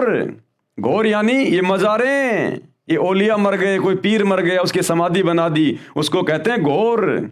तो कहते हैं हिंदू हदीरे पूज ही और मुस्लिम पूजे घोर। और कहते हैं दोनों धर्मों की अकल को ये खा गए हैं चोर। इस शैतान ने दोनों धर्म के लोगों की बुद्धि को हर लिया। इनको अल्लाह की जानकारी नहीं है, ये पत्थर पूजते फिरते हैं मंदिरों में, मस्जिदों में, मज़ारों पे, दरगाहों पे। ये अल्लाह की भक्ति नहीं कर रहे, ये शैतान की भक्ति कर रहे हैं, पत्थर पुजारी हो गए। केवल उसी की भक्ति करो। गीता ज्ञान दाता अपनी साधना से श्रेष्ठ उस परमात्मा की भक्ति को मानता है। कौन है ये गीता ज्ञान दाता? गीता का ज्ञान देने वाला शैतान काल, जिसने हजरत मोहम्मद जी को कुरान का ज्ञान दिया। ये अपनी भक्ति से ज्यादा उत्तम भक्ति, श्रेष्ठ भक्ति उस परमात्मा की बता रहा है, अपने से अन्य अल्लाह की, परमात्मा की। उसी से परमेश्वर का वह परम पद प्राप्त होता है, जिसे प्राप्त करने के बाद जीव का जन्म मृत्यु का चक्कर सदा के लिए समाप्त हो जाता है। यानी उसी अल्लाह कबीर की भक्ति से फिर ये गधे कुत्ते बनने का झंझट समाप्त हो जाता है, नरक में जहन्नुम में जाने का झंझट समाप्त हो जाता है। अब श्री गुरु ग्रंथ साहिब में कहां प्रमाण है सृष्टि रचना का, उस एक परमात्मा का? धीरे धीरे सभी सदग्रंथों का नंबर आ रहा है। तो अब श्री गुरु ग्रंथ साहिब का नंबर आ गया, क्योंकि वो परमात्मा सभी धर्मों में आत्माओं को आके मिलता है। सिख धर्म के प्रवर्तक आदरणीय नानक जी को वो परमात्मा आके मिला बेई नदी पर। उनकी आत्मा को उनके शरीर से निकालकर 3 दिन तक अपने साथ रखा, ऊपर अपने सतलोक लेके गए, सब कुछ दिखाया जैसे गरीबदास जी को लेकर गए थे। और वापस आकर गरीबदास जी ने उनकी दिव्य दृष्टि खुलने के बाद फिर सदग्रंथ साहिब की रचना की। इसी प्रकार नानक जी ने फिर वापस आकर गुरु ग्रंथ साहिब की रचना करी, जिसमें उस परमात्मा के बारे में, सचखंड के बारे में, नानक जी का गुरु कौन था, साफ साफ लिखा है। धाणक रूप रहा करतार, यानी वो काशी वाला धाणक, यानी कबीर परमात्मा धाणक जाति में आए थे 650 साल पहले। तो नानक जी के गुरु थे कबीर जी, क्योंकि नानक जी कबीर जी के समकालीन थे। और काशी वाले कबीर जी, अल्लाह कबीर, नानक जी को बेई नदी सुल्तानपुर में, जो पश्चिमी पाकिस्तान में थी उस समय, वहां आकर मिले थे और उनको अपना शिष्य बनाया था, अपना ज्ञान दिया था। उसके बाद नानक जी ने गुरु ग्रंथ साहिब की रचना करवाई, ये वाणियां बोली, जिसमें कंप्लीट सृष्टि का ज्ञान है। लेकिन सिख धर्म के भाई बहन समझ नहीं पा रहे, जिस प्रकार मुसलमान धर्म के भाई बहन नहीं समझ पा रहे अपनी पुस्तकों को, हिंदू वेदों और गीता को नहीं समझ पा रहे, ईसाई बाइबल को नहीं समझ पा रहे, इसी प्रकार सिख धर्म के मानने वाले गुरु ग्रंथ साहिब को नहीं समझ पा रहे। तो अब उस परमात्मा सतगुरु रामपाल जी ने, अल्लाह कबीर ने आकर सभी धर्मों के सदग्रंथों को खोल खोल के दिखाया कि बच्चों तुम कहाँ भूले बैठे हो, कहाँ भटके बैठे हो। अब समय आ गया वापस अपने परवरदिगार के पास जाने का। शैतान से पीछा छुड़वाओ और सत्संग सुनना शुरू करो। श्री गुरु ग्रंथ साहिब जी यह है सिख धर्म का ग्रंथ माना जाता है। सिख वैसे कोई धर्म नहीं है, ना मुसलमान कोई धर्म है, ना ईसाई कोई धर्म है, ना हिंदू कोई धर्म है। सिख कोई धर्म नहीं था। नानक जी जिनको अपना उपदेश देते थे उनको अपना शिष्य बनाया करते थे। और ये जो सरदार भाई हैं ये शिष्य को सिख कहा करते हैं। सिख यानी जो शिष्य होता है, आगे चलकर सिख धर्म के नाम से बन गया। आदि शंकराचार्य जी आए, उनके बाद से हिंदू धर्म बन गया। ईसा मसीह के बाद उनके फॉलोवर ने ईसाई धर्म बना दिया। हजरत मोहम्मद के शरीर छोड़ने के बाद उनके फॉलोवर ने इस्लाम धर्म बना दिया। तो ये धर्म आप और हमारी मनमुखी सोच है, ये अल्लाह की तरफ से नहीं है। ये शैतान ने सारे सिस्टम खड़े करवाए हैं आप और हमें उलझाने के लिए, क्योंकि इस समय उस अल्लाह ने धरती पर आना था सतगुरु रामपाल जी के रूप में। तो उस समय कोई भी उनकी बात ना माने, सब अपने अपने धर्मों को, अपने अपने ज्ञान को सर्वश्रेष्ठ मान के और एक दूसरे से लड़ते रहें, झगड़ते रहें। इसलिए इस काल की सुनियोजित ये चाल है हम आत्माओं को भटकाने के लिए। लेकिन भाई वो अल्लाह कबीर सतगुरु रामपाल जी भगवान शैतान का बाप है। वो जिस कार्य के लिए आता है उसको पूरा करके जाता है। यह सिख धर्म का ग्रंथ माना जाता है। वास्तव में यह कई महात्माओं की अमृतवाणी का संग्रह है, जिसमें श्री नानक देव जी की वाणी अर्थात महिला पहला की वाणी तत्व ज्ञान अर्थात सूक्ष्म वेद से मेल खाती है, क्योंकि नानक जी को खुद कबीर परमात्मा मिले थे। क्योंकि श्री नानक जी को परमात्मा मिले थे, अल्लाह कबीर मिले थे, कबीर जी मिले थे। जिस समय श्री नानक देव साहिब जी सुल्तानपुर शहर में नवाब के यहाँ मोदी खाने में नौकरी करते थे, सुल्तानपुर शहर से आधा किलोमीटर दूर बेई नदी बहती है। श्री नानक जी प्रतिदिन उस दरिया में स्नान करने जाया करते थे। एक दिन परमात्मा, कौन परमात्मा? अल्लाह कबीर, कबीर जी जिंदा बाबा की वेशभूषा में बेई नदी पर प्रकट हुए। वहां श्री नानक देव जी से ज्ञान चर्चा हुई। उसके पश्चात श्री नानक जी ने दरिया में डुबकी लगाई। नानक जी ने कहा कि ठीक है, यदि आप परमात्मा हैं, आप ही सच्चे ज्ञानी हैं, तो मैं आपकी एक परीक्षा लूंगा। तो परमात्मा ने कहा कि बोल भाई, क्या परीक्षा लेगा? वो तो जानते थे, अंतर्यामी थे, क्योंकि नानक जी में पिछले जन्म की थोड़ी बहुत सिद्धियां शेष थी। तो नानक जी ने कहा कि इस बेई नदी में मैं डुबकी लगाऊंगा और आप मेरे को ढूंढ के दिखा देना, मैं मान जाऊंगा कि आप अल्लाह हो। तो कहा ठीक है भैया, लगा डुबकी। तो नानक जी ने डुबकी लगा दी और नानक जी ने मछली का रूप बना लिया। परमात्मा तो जाने जान अंतर्यामी, सारी सृष्टि को रचने वाले परमात्मा ने पकड़ के हाथ से वो मछली बाहर लाके पटक दी। उसके बाद नानक जी का भ्रम दूर हो गया और नानक जी ने सरेंडर कर दिया और उनको अपना गुरु बनाया। और फिर कबीर परमात्मा अल्लाह कबीर नानक जी की आत्मा को अपने सतलोक लेकर गए और वहां उनको सब कुछ दिखाया।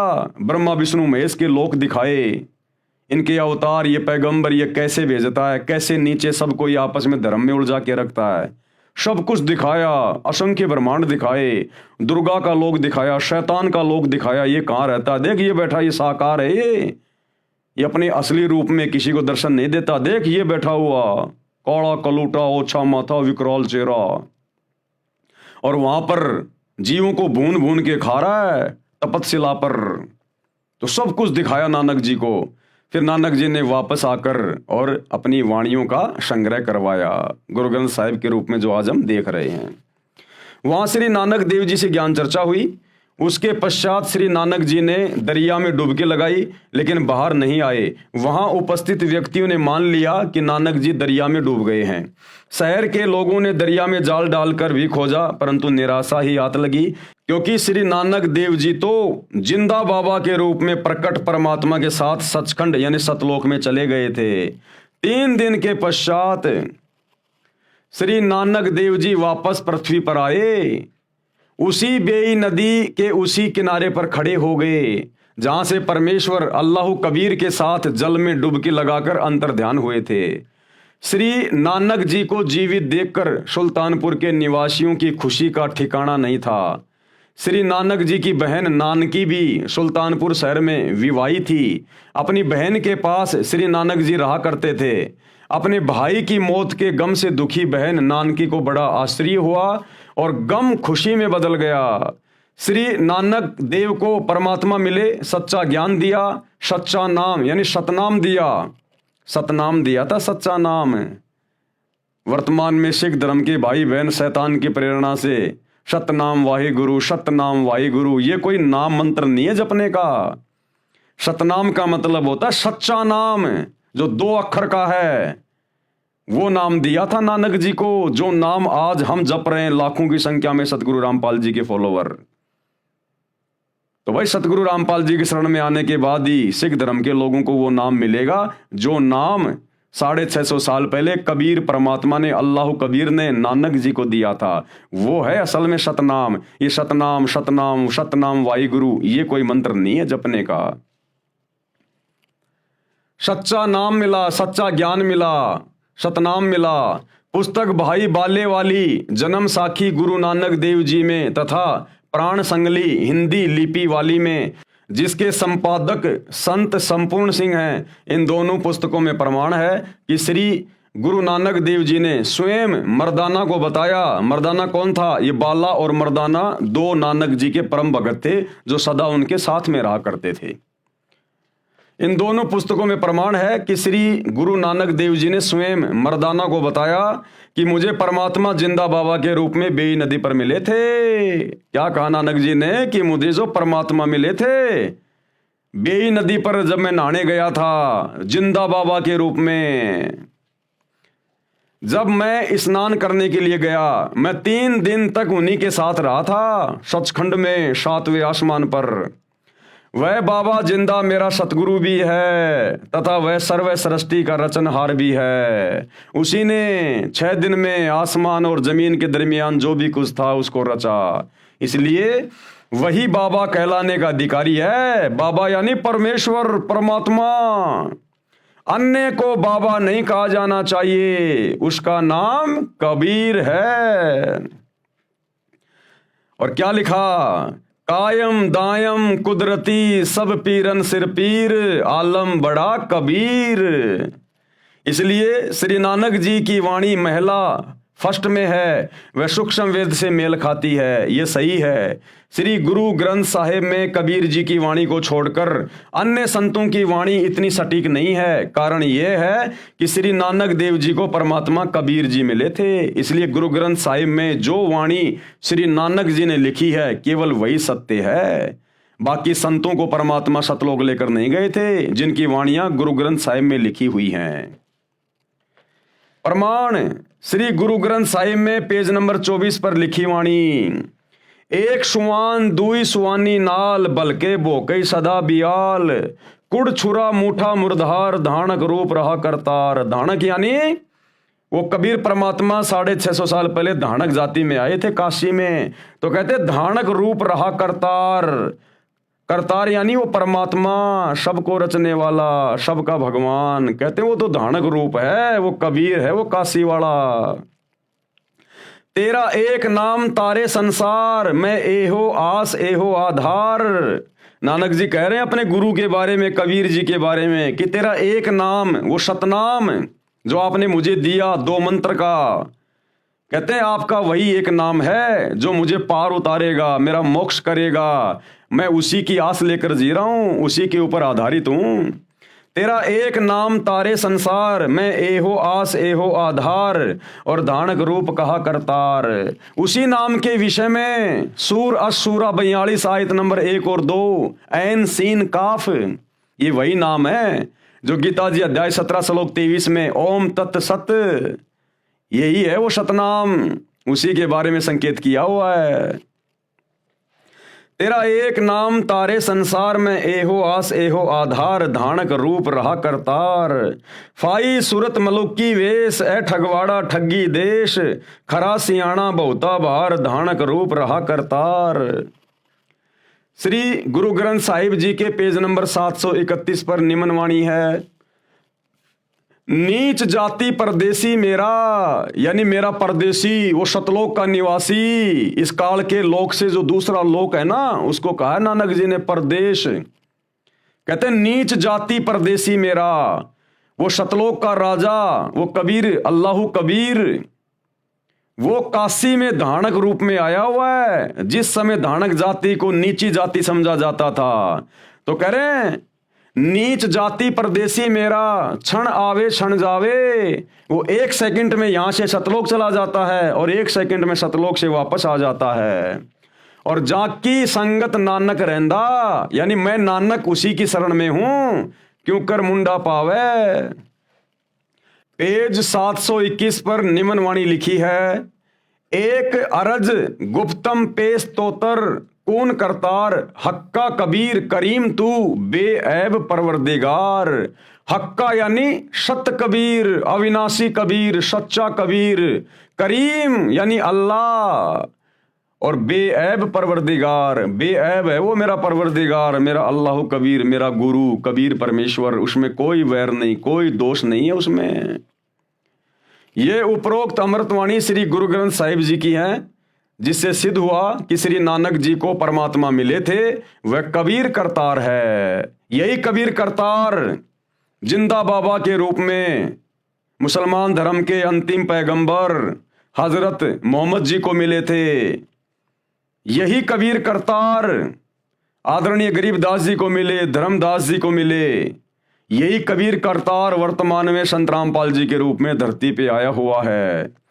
यही वो कबीर करतार है, अल्लाह कबीर है, जो भक्ति को जीवित रखता है, हम आत्माओं के लिए भटकता रहता है ये परमात्मा। तो भाई और बहनों, ए विलंब, देरी ना करो, सत्संग सुनना शुरू कर दो, विनाशकालीन समय बहुत नजदीक है। वह कबीर करतार है जो काशी में धानक रूप में लीला करने आए थे 650 साल पहले, जो काशी में, बनारस के काशी में लीला करने आए थे। अपने आप को कबीर दास कहा करते थे। संत गरीबदास जी गांव छुडानी, जिला झज्जर, हरियाणा वाले को भी इसी प्रकार जिंदा बाबा के रूप में कबीर परमात्मा मिले थे। उसी प्रकार सचखंड सतलोक लेकर गए थे, फिर वापस छोड़ा था।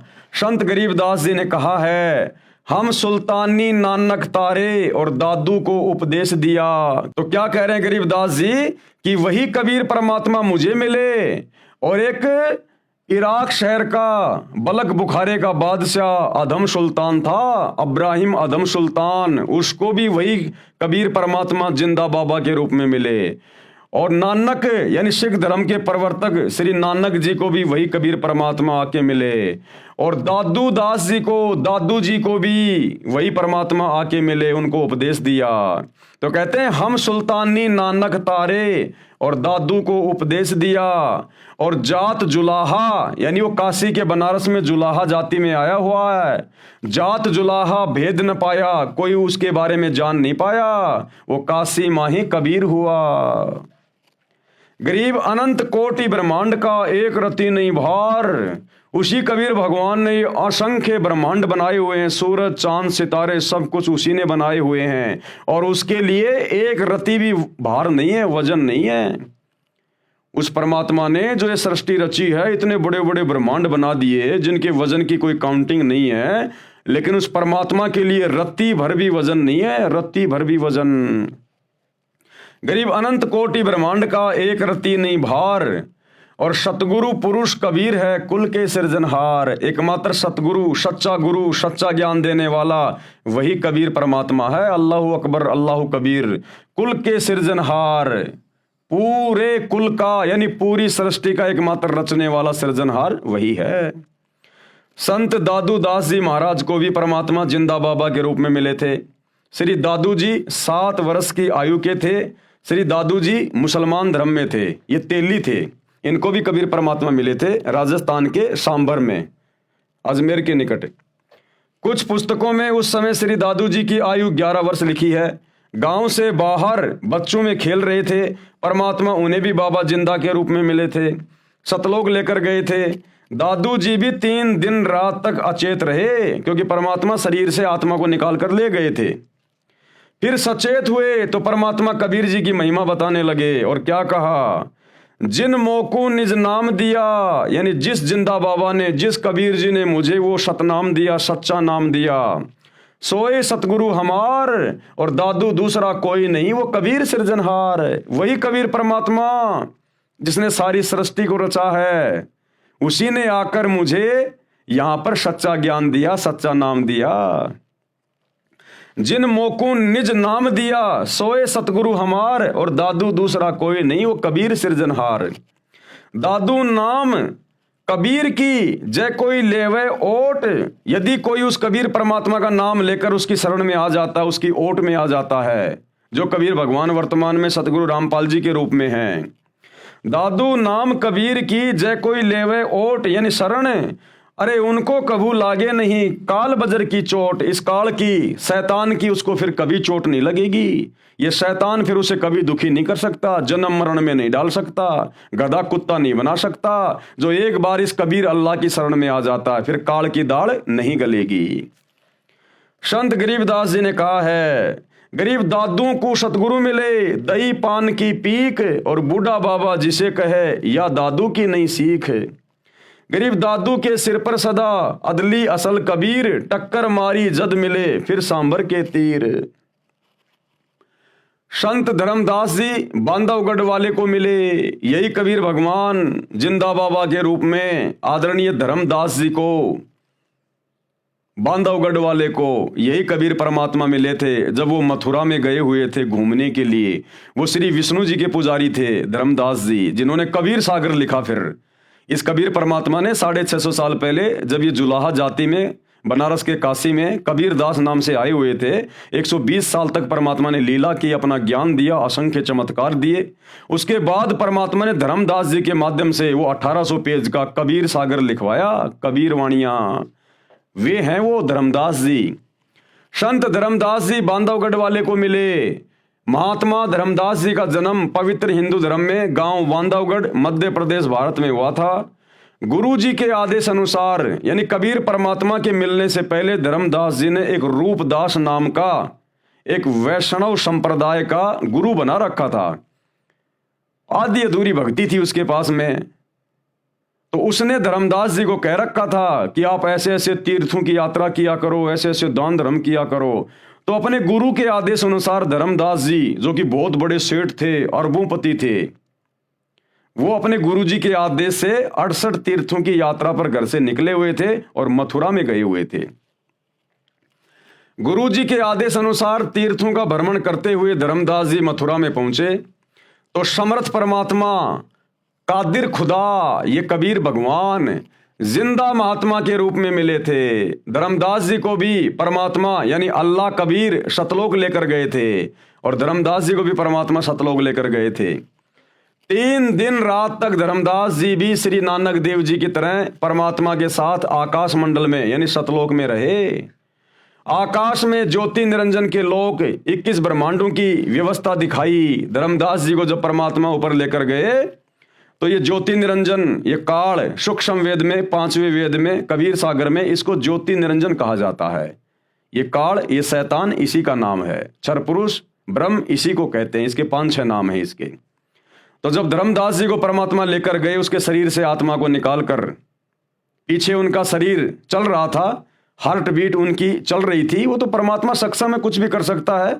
वो परमात्मा ने वो इसलिए उसकी धड़कनें वो चलाई ताकि घर वाले उसके शरीर को फूंक ना दे, नष्ट ना कर दें।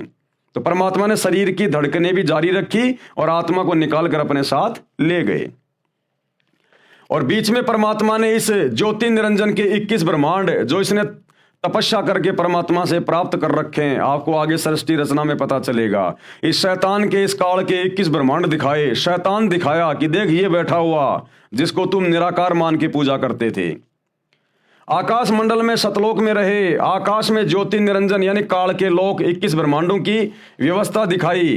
फिर ऊपर को ले गए, अक्षर पुरुष के 7 शंख ब्रह्मांड दिखाए तथा अपना तख्त यानी सिंहासन व सतलोक दिखाया। धर्मदास जी का शरीर अचेत रहा। तीसरे दिन होश में आए तो बताया कि मैं सतलोक में परमात्मा के साथ गया था। वे परमात्मा काशी शहर में लीला करने आए हैं, उनको मिलूंगा। धर्मदास बनारस यानी काशी में गए। वहां जुलाई के रूप में परमात्मा को कार्य करते देखकर आश्चर्यचकित रह गए। जब धर्मदास जी सतलोक में गए परमात्मा के साथ में, परमात्मा ने उनको अपना गवाह बनाना था आज आप और हमें विश्वास दिलाने के लिए। तो सतलोक में परमात्मा ने कहा कि भाई मैं नीचे बनारस के काशी में रहता हूं, कबीर जुलाहा मेरा नाम है और जुलाई का काम करता हूं। भाई तू बांधवगढ़ से काशी में आ जाना मेरे से मिलने के लिए। तो धर्मदास जी की आत्मा जैसे 3 दिन बाद उनके शरीर में आई, वो सीधे कहां चले गए?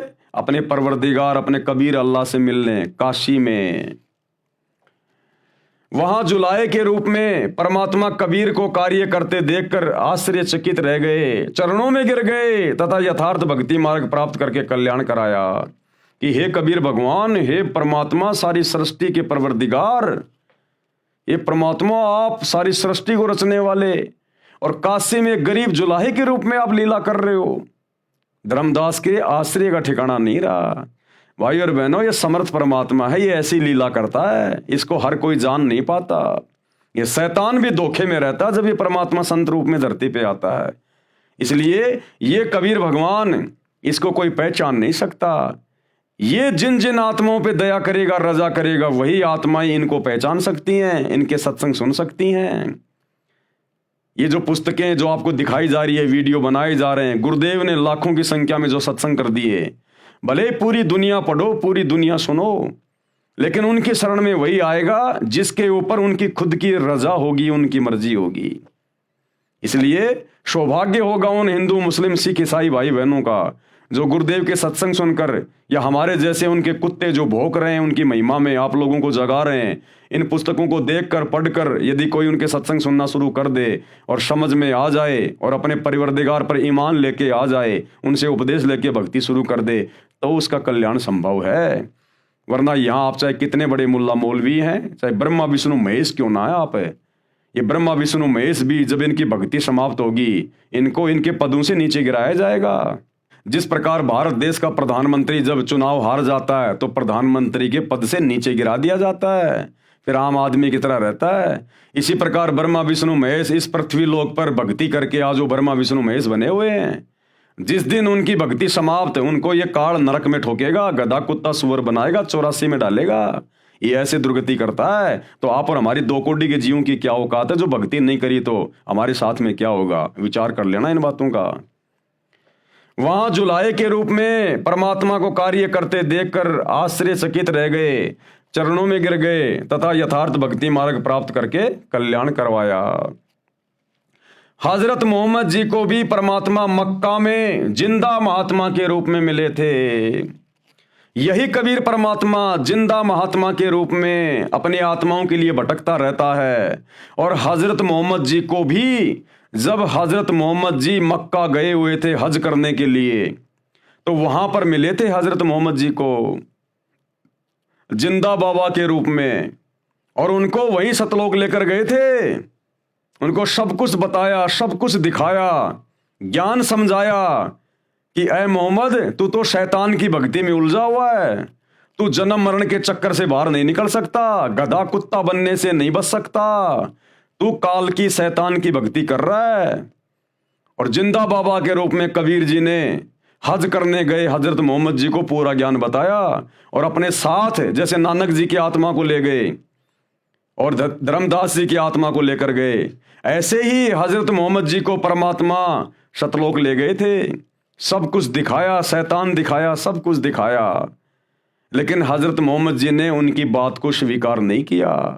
कलमा तो ले लिया, मंत्र तो ले लिया, अल्लाहु कबीर अल्लाहु कबीर, लेकिन मान बढ़ाई में, क्योंकि हजरत मोहम्मद जी के उस समय लाखों की संख्या में फॉलोवर हो गए थे, जिस कारण से हजरत मोहम्मद जी का मन ऊपर नहीं लगा और उस आत्मा ने वहां रहना स्वीकार नहीं किया। फिर वापस उस कबीर परमात्मा ने, अल्लाहु कबीर ने, जो जिंदा रूप में उनको काबा में मिले थे, उनको वापस छोड़ दिया। इसलिए तो हजरत मोहम्मद जी को काल कह रहा है सूरत फुरकानी 25 आयत नंबर 52 से 59 में कि ऐ हजरत तुझे जो जिंदा मिला था, जो चैतन्य मिला था, जो कभी मरने वाला नहीं है, वो जिंदा बाबा के रूप में जो तुझे काबा में मिला था, जिसने 6 दिन में आसमान और जमीन के दरमियान जो भी कुछ था वो बनाया और 7वें दिन तख्त पे जा विराजा, उसकी जानकारी किसी बाखबर से जा पूछ कि उसकी भक्ति से मोक्ष होगा। मैं कंप्लीट अल्लाह नहीं हूं, मैं तो डुप्लीकेट हूं। वो है ओरिजिनल सुप्रीम गॉड जो हजरत मोहम्मद जी को जिंदा बाबा के रूप में जब वो हज करने गए थे तो काबा में मिले थे और सारी बातें समझाई थी कि भैया इन मंदिरों में धक्के खाने से कुछ नहीं मिलेगा, ये तो महादेव का मंदिर है, एक हिंदू राजा ने बनवाया था, ये मुसलमान जिसे अपना ये मक्का मदीना कहते हैं, ये काबा कहते हैं, ये तो शंकर जी का मंदिर है, वहां तो शैतान की पूजा होती है, काल की पूजा। सब कुछ समझाया था हजरत मोहम्मद जी को कि यहां धक्के खाने से कुछ नहीं मिलेगा। हजरत मोहम्मद जी को भी परमात्मा यानी वही कबीर परमेश्वर जो आज सतगुरु रामपाल जी के रूप में आए हुए हैं, मक्का में जिंदा महात्मा के रूप में मिले थे। जिस समय नबी मोहम्मद काबा मस्जिद में हज के लिए गए हुए थे तथा उनको अपने लोक में ले गए जो एक ब्रह्मांड में राजदूत भवन बना हुआ है, यानी इसी 21 ब्रह्मांड में कबीर परमात्मा ने अपना एक मिनी सतलोक बना रखा है। जिस प्रकार प्रत्येक देश में और हर एक देश का राजदूत भवन होता है, इसी प्रकार इस 21 ब्रह्मांड में शैतान के लोक में उस कबीर परमात्मा ने सूक्ष्म रूप में अपना एक मिनी सतलोक सचखंड बना रखा है। वहां लेके गए थे हजरत मोहम्मद जी को कि अगर ये भी मेरी बात मान जाएगा, मेरे ज्ञान को स्वीकार कर लेगा, तो फिर मैं इसको सही भक्ति देके फिर इसको सतलोक भी ले जाऊंगा, लेकिन वो नहीं रहे वहां। परमात्मा कबीर जी ने हजरत मोहम्मद जी को समझाया तथा अपना ज्ञान सुनाया, परंतु हजरत मोहम्मद जी ने परमात्मा के ज्ञान को नहीं स्वीकारा और ना सतलोक में रहने की इच्छा व्यक्त की। इसलिए हजरत मोहम्मद को वापस शरीर में भेज दिया। उस समय हजरत मोहम्मद जी के कई हजार मुसलमान अनुयायी बन चुके थे। अहंकार में फूल गया था, मान बढ़ाई आ गई थी। उनकी महिमा संसार में पूरी गति से फैल रही थी और कुरान के ज्ञान को सर्वोत्तम मान रहे थे। संत गरीबदास जी ने बताया कि कबीर परमेश्वर जी मोहम्मद साहिब जी को ऊपर लोक में ले गए, परंतु वहां नहीं रहा। गरीबदास जी ने कहा है कि कबीर परमेश्वर जी ने बताया है, हम मोहम्मद को सतलोक दीप ले गयो और इच्छा रूपी वहां नहीं रहो, यानी वहां हजरत मोहम्मद जी नहीं रहे। और रोजा बंग नमाज दई रे, बिस्मिल की नहीं बात कही रे। जब कबीर परमात्मा हजरत मोहम्मद जी को ऊपर ले गए अपने मिनी सतलोक में, तो कबीर परमात्मा कह रहे हैं कि मैंने हजरत मोहम्मद जी को बिस्मिल करने की बात नहीं कही, बिस्मिल का आदेश नहीं दिया, मांस खाने का आदेश नहीं दिया। क्या आदेश दिया था इस कबीर परमात्मा ने हजरत मोहम्मद जी को? रोजा बंग और नमाज दई रे, ये करने के लिए कहा था मैंने। बिस्मिल की नहीं बात कही रे, मांस खाने का आदेश नहीं दिया। मारी गऊ शब्द के तीरम। देखो भाई और बहनों, ये इतना दयालु भगवान है। शैतान ने तो कुछ देना ही नहीं था हजरत मोहम्मद को, खाली उल्टा ज्ञान देना था। ये रोजा बंग और नमाज का आदेश भी इसी कबीर परमात्मा सतगुरु रामपाल जी ने हजरत मोहम्मद जी को 1400 साल पहले दिया था, क्योंकि मालिक को पता था कि अभी इनको धर्म से जोड़ के रखना है। जब तक ये वर्तमान का समय नहीं आना था, ये वर्तमान का कलयुग की पिछली पीढ़ी का समय, ये मोक्ष मार्ग है, तो 1400 साल पहले हजरत मोहम्मद जी क्या करते? ये शैतान तो सबको नास्तिक बना देता, भक्ति और भगवान से कोसों दूर कर देता। ये तो भक्ति से धर्म का नामो निशान मिटा देता, धार्मिकता का। इसलिए कबीर परमात्मा मालिक को पता था कि ये शैतान इस आत्मा को भ्रमित करेगा और अपना जाल फैलाएगा, सबको नास्तिक बनाएगा। तो ये कबीर परमात्मा अल्लाह कबीर भी हजरत मोहम्मद जी को मिले जब वो हज करने गए थे मक्का में। उनकी आत्मा को ऊपर ले गए मिनी सतलोक में, और परमात्मा ने उसको फिर आदेश दे दिया कि 5 समय की नमाज कर और ये रोजे वगैरह कर, ये बंग वगैरह, ये आदेश दिया था ताकि 1400 साल तक हजरत मोहम्मद जी के माध्यम से एक पंथ शुरू हो जाएगा और लोग कम से कम मेरे द्वारा बताई गई ये छोटी मोटी साधना करते रहेंगे, तो इनको मनुष्य जन्म मिलते रहेंगे और मनुष्य जन्म मिलते रहेंगे, इनके अंदर धर्म के प्रति धार्मिकता रहेगी। तो फिर कलयुग की पिछली पीढ़ी में 1997 के बाद फिर मैं इनको अपनी जानकारी देकर, जब मैं संत रूप में आऊंगा, संत रामपाल रूप में आऊंगा, उस समय फिर मैं इन आत्माओं को अपनी शरण में ले लूंगा, अपना संदेशा इन तक पहुंचा दूंगा। तो ये सारी दयालुता इस कबीर भगवान की है। तब कहीं जाकर ये मुसलमान धर्म चल रहा है, ये ईसाई धर्म चल रहा है। अगर ईसा मसीह की मौत के बाद, जैसे ईसा मसीह की दुर्गति से मौत हुई, कितना तड़पा तड़पा के शरीर में कीले ठोक ठोक के उनको मारा गया, ईसा मसीह की मौत के बाद इसी कबीर भगवान ने, अल्लाह कबीर ने ईसा मसीह का रूप बनाया और 40 दिन तक रहे, चमत्कार किए। मरियम के भाई लाजर को मुर्दे से जिंदा किया। अगर परमात्मा हजरत ईसा का रूप बना के प्रकट ना होते और वो चमत्कार ना करते 40 दिन तक, तो जिस प्रकार से शैतान ने हजरत ईसा को मृत्यु दंड दिलवाया, उसकी दुर्गति को देखकर आज कोई भी व्यक्ति भक्ति नहीं करता, आज कोई भी ईसाई नहीं होता।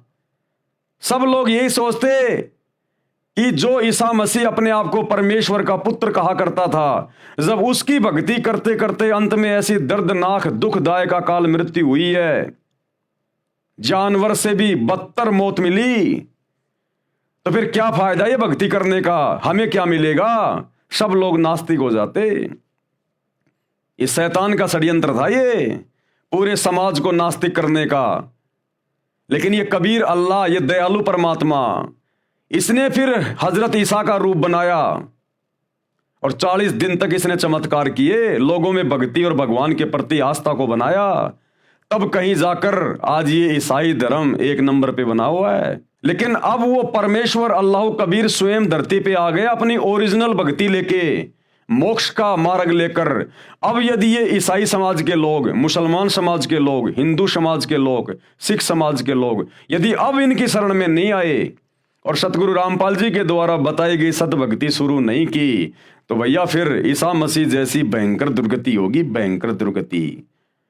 और मरने के बाद तो फिर ये शैतान 84 लाख योनियों में ठोकेगा, गधा कुत्ता शुअर बनाएगा, फिर भयंकर दुर्गति हो जाएगी। तो धार्मिकता को भी ये परमात्मा बना के रखता है। तो हजरत मोहम्मद जी को रोजा, बंक और नमाज ये करने के आदेश भी मिन्नी सतलोक में ले जाकर इसी कबीर परमेश्वर जी ने दिए। और बिस्मिल की नई बात कही रहे, और मांस खाने का कोई आदेश नहीं दिया। ये मांस खाने का आदेश फिर बाद में शैतान ने अपने फरिश्तों के माध्यम से इन हदीसों में लिखवा दिया। मारी गऊ शब्द के तीरम, ऐसे होते मोहम्मद पीरम। हजरत मोहम्मद जी ने एक बार अपने शब्द से, अपने वचन से एक गाय को मार दिया था। तलवार से नहीं मारा, काटा नहीं था, खाने के लिए नहीं, अपनी शक्ति को प्रदर्शित करने के लिए अपने शब्द से, अपने वचन से, अपने भक्ति से गाय को मार दिया। लेकिन वो गाय हजरत मोहम्मद जी से जिंदा नहीं हुई। जब जिंदा नहीं हुई तो हजरत मोहम्मद ने देखा तेरी तो बेइज्जती हो गई, मामला बिगड़ गया। उसके बाद उसको वो बात याद आई जो कबीर परमात्मा ने उसको बताई थी जब सतलोक लेकर गए थे कि ऐ हजरत मोहम्मद, ये कलमा मैं तेरे को दे रहा हूं, इसका जाप किया कर, अल्लाह कबीर अल्लाह कबीर अल्लाह कबीर। और जब कभी तेरे ऊपर कोई आपत्ति आ जाए तू ये मंत्र बोल के मुझे याद करना, मैं सूक्ष्म रूप में तेरे सामने आ जाऊंगा तेरी मदद के लिए, केवल तेरे को दिखाई दूंगा। तो जब गाय उसने मार दी और बाद में वो जीवित हुई नहीं, हजारों आदमी वहां खड़े हुए हैं। अब हजरत मोहम्मद ने देखा भैया बड़ी मुश्किल से तो ये मुसलमान मैंने तैयार किए हैं और ये तो सारा मामला खराब हो जाएगा, बेइज्जती हो जाएगी, नास्तिक हो जाएंगे सब लोग। उस समय हजरत मोहम्मद जी गुफा में जाकर रोए और बोलने लगे अल्लाह कबीर अल्लाह अकबर अल्लाह कबीर अल्लाह अकबर। तब वो कबीर परमात्मा सूक्ष्म रूप में प्रकट हुए, केवल हजरत मोहम्मद जी को दिखाई दे रहे थे और कहा कि हजरत मोहम्मद, मैं इस गाय को जिंदा कर रहा हूं, लेकिन जिंदा करता हुआ तू दिखाई देगा। ये परमात्मा महिमा का भूखा नहीं है, ये मान बढ़ाई का भूखा नहीं है, ये तो आत्माओं को धर्म से जोड़ के रखना चाहता है।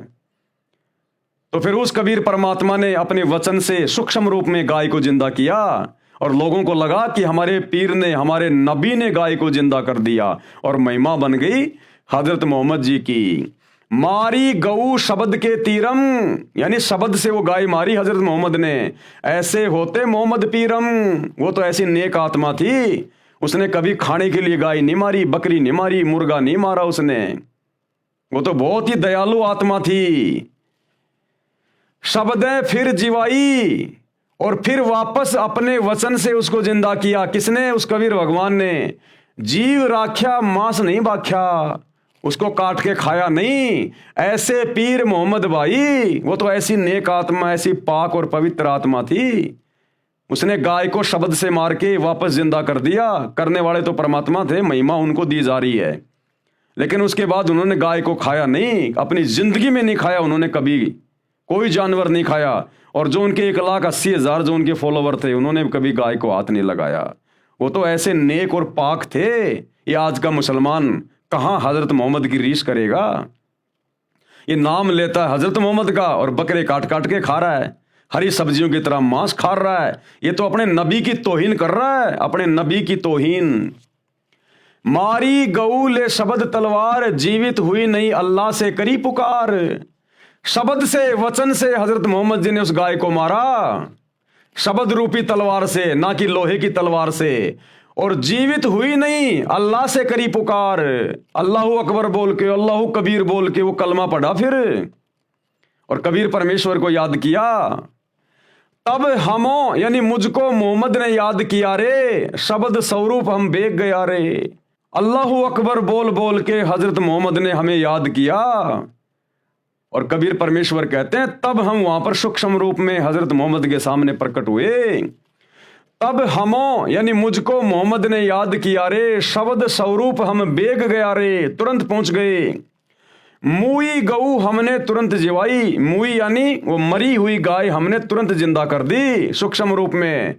तब मोहम्मद के निश्चय आई, तब मोहम्मद को विश्वास हुआ कि ये अल्लाह जो मुझे जिंदा बाबा के रूप में मिला था, जो मुझे सतलोक लेकर गया था, ये वास्तव में अल्लाह कबीर है, ये समर्थ है, यही परमात्मा है।